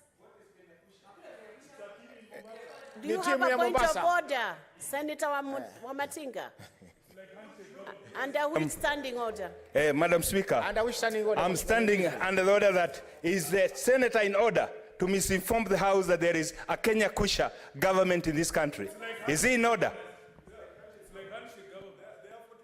Can you respond, Senator Faki, what you mean? Mheshimiwa Spika, sikusema kwamba ni serikali ya Kenya Kwisha. Nimesema Kenya Kwisha. Iko tofauti ya serikali ya Kenya Kwisha na neno Kenya Kwisha. Nafikiri mungenisikiza kwa makini waheshimiwa, kwa sababu mwataka kufanya bunge la seneti kuwa kama yale mabaraza ya mitaa kule mnakotoka. Mheshimiwa Spika, ningependa kusema mambo haya kwamba polisi ndio chanzo kikubwa cha kutawanywa na kuvurugika kwa maandamano katika nchi yetu ya Kenya.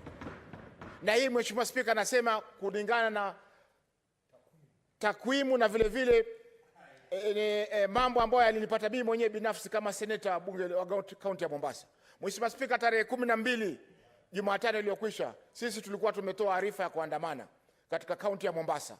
Na arifa ile ilipelekwa mapema kwa polisi, lakini polisi walikaa mpaka saa 2 asubuhi wakati tuko tayari kuandamana, na wakaleta barua ya kusema kwamba maandamano ni marufuku kwa sababu ya utalii. Lakini Mheshimiwa Spika, nimeangalia Mheshimiwa Spika, mimi nachangia mswada wa Seneta Mundigi na yeye ndio wa kwanza kupiga kelele.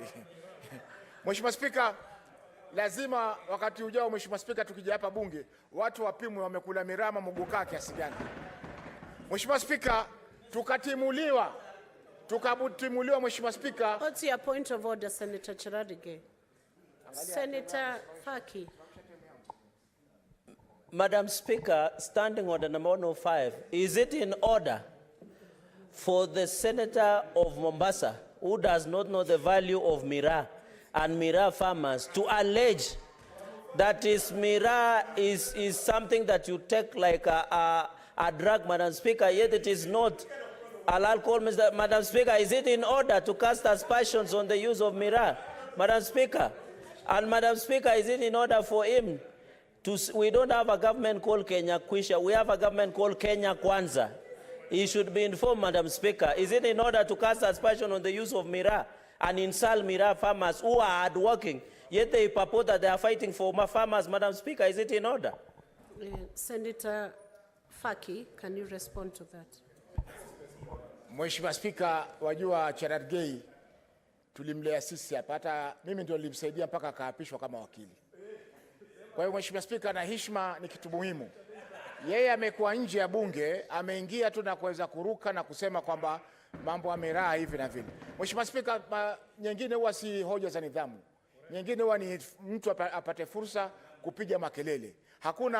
Hakuna chochote kilichokosa nidhamu hapo. Nimesema kwamba kuwekwe mashini ya kupima watu kama wamekula mirama mgokaa. Hiyo haimaanishi kwamba tumetusi mtu yoyote. Mheshimiwa Spika, kwa kumalizia Mheshimiwa Spika, ni kwamba polisi ndio watu wa kwanza kuvuruga maandamano. Senator Wafula. Asante Mheshimiwa Spika. Kanuni 105 sielewi mbona mheshimiwa anaashiria kwamba wanaoingia kwenye jumba hili kama maseneta huwa wanaashiria kutumia vileo ama mihadarati wanapofanya kazi zao. Naomba athibitishe ama aombe msamaha Mheshimiwa Spika. Mheshimiwa Spika, Senator Kajwang, maintain order. Senator Faki, you have half a minute to respond to that allegation. Mheshimiwa Spika, that senators, tukiingia pale katika mlango kila saa 8:30 tunaangaliwa silaha. Hakuna anabeba silaha hapa, lakini tunaangaliwa silaha pale. Kwa hivyo itakuwa si makosa kwa wale ambao watoka sehemu zile ambazo wana vitu kama hivyo waweze kupimwa kama wametumia ama hawajatumia. Kwa kumalizia Mheshimiwa Spika, your time is up, Senator. Your time was up actually. I was letting you respond. Bado dakika moja. Mheshimiwa Spika, kwa kumalizia, resume your seat, Senator. Mheshimiwa Spika, angalia huyu. Senator Faki, resume your seat. Your time is up. Senator Mungatana Danson Buya. Yeah, Mr. Speaker, I'd like to start by congratulating the Honorable Alexander Mondigi for bringing this matter so that we can have an opportunity to have an intellectual discussion in this House. Mr. Speaker, Madam Speaker, I want to make only 2 points very quickly because the time is short. The first one is that the alleged waiving of Article 37 to justify maandamano, Mr. Speaker, is wrong. And the reason is that, first of all, Madam Speaker, can I be protected from this walking around because I'm not focusing? Honorable Senators, please let's have order. Yeah, even the mover of the Can ocean. you resume your seats, Honorable Senators? We want to have an intellectual discussion. Madam Speaker, I want to make this point. They have waived Article 37, but they don't read that there is Article 39, which prescribes the freedom of movement. They don't read that there is Article 40, which prescribes protection of property. They don't read that there's Article 26, which gives the right to life. So, Madam Speaker, I was insisting that if we are going to talk about the Constitution, let us talk about the whole of that Constitution. Article 37 is not superior to the other articles. That's my first point. My second point, Madam Speaker, it is calling this nation to anarchy if we operate outside the state, outside the Constitution. It is actually calling upon the destruction of the state. Madam Speaker, those of us who have gone to school and learned law, we learned, Madam Speaker, in jurisprudence year 1, that there was the English philosopher and a jurisprudent by the name Thomas Hobbes. Thomas Hobbes stated in his book Leviathan that in the state of nature, it was the brute force that ruled society. Might was right. Then society developed. It created states. And the state was, we agree as a society to surrender some of our powers to the executive, to the national parliament, and in this case, Senate and National Assembly, to the judges, so that there is social order. We agreed as a state that this is where we will rule, this is where we will make laws, this is where, if issues arise, we will seek interpretation of those laws. Madam Speaker, any attempt to operate outside the constitutional order, it creates anarchy. Madam Speaker, I want to tell our leaders who are in the opposition that when you move out of the state, agreed state structure, which we have put in the Constitution, agreed that when we have a problem, we shall go to the judges, that when you want to create law, we shall go to the House of Laws, that when you want to execute, we shall go to the powers that is executive. When you move outside that, you are going to create anarchy, and we will have no state to talk about. Madam Speaker, I am urging the leader of opposition, and together with the other people, the Honorable Raila Odinga, Martha Karua, Mheshimiwa Eugene Wamalwa, Mheshimiwa Kalonzo Musyoka, operate within the law. This is the way forward for this nation. We will never reduce the cost of living by throwing stones. We will never bring down change by throwing stones. Madam Speaker. Do you wish to be informed by Senator Kenywa? Yes, yes, yes.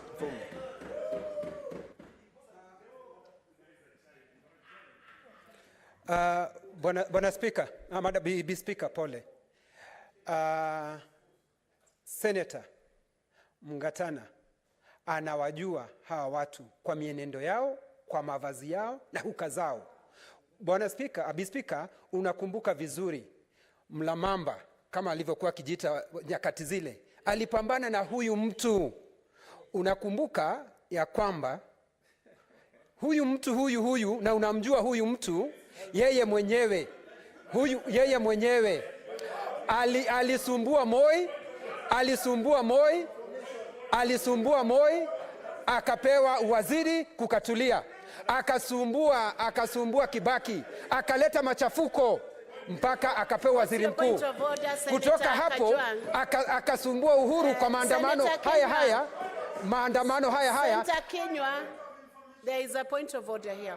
What's the point of order? Please, Madam Speaker, you warned me and gave me directions that I should not use a point of information to debate. And I complied and I respectfully accepted your decision. Madam Speaker, Commissioner Kenywa, who should know better because he has been a speaker in this house, is using points of information to debate and talk about crocodiles, things that are not before the house, Madam Speaker. Okay. Please rule him out of order. Resume your seat now, Senator Kenywa. Senator Kajwang. Senator Kenywa, can you give the information without bringing in a debate?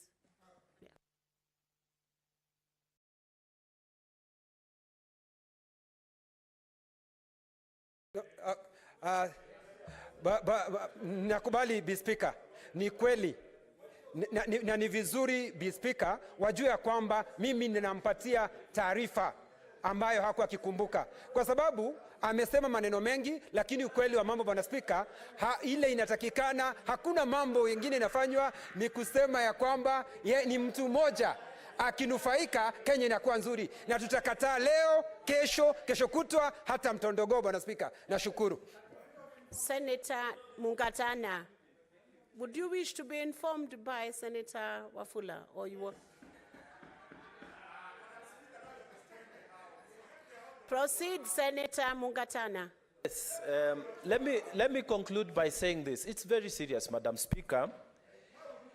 We need to agree that everything that will make this state stands must be done within the constitutional order that we agreed as a state, that we cannot have people create. Senator Osotsi. Madam Speaker, picketing and demonstration is part of our democracy. And it is not a surprise that those in Kenya Kwanza are against demonstration.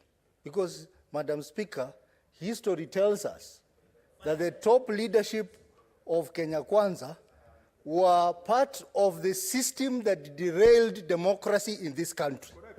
So they are doing what they are used to. And Madam Speaker, I want to say today, out there, Kenyans are hungry and angry.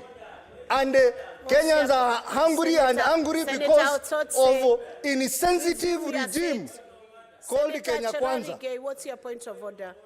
Hold, Senator Otsotsi, resume your seat. Madam Speaker, I raise understanding order number 98. Senator Eddie, you border on being out of order. Let's have order. Madam Speaker, I can forgive Senator Eddy because the situation he is in.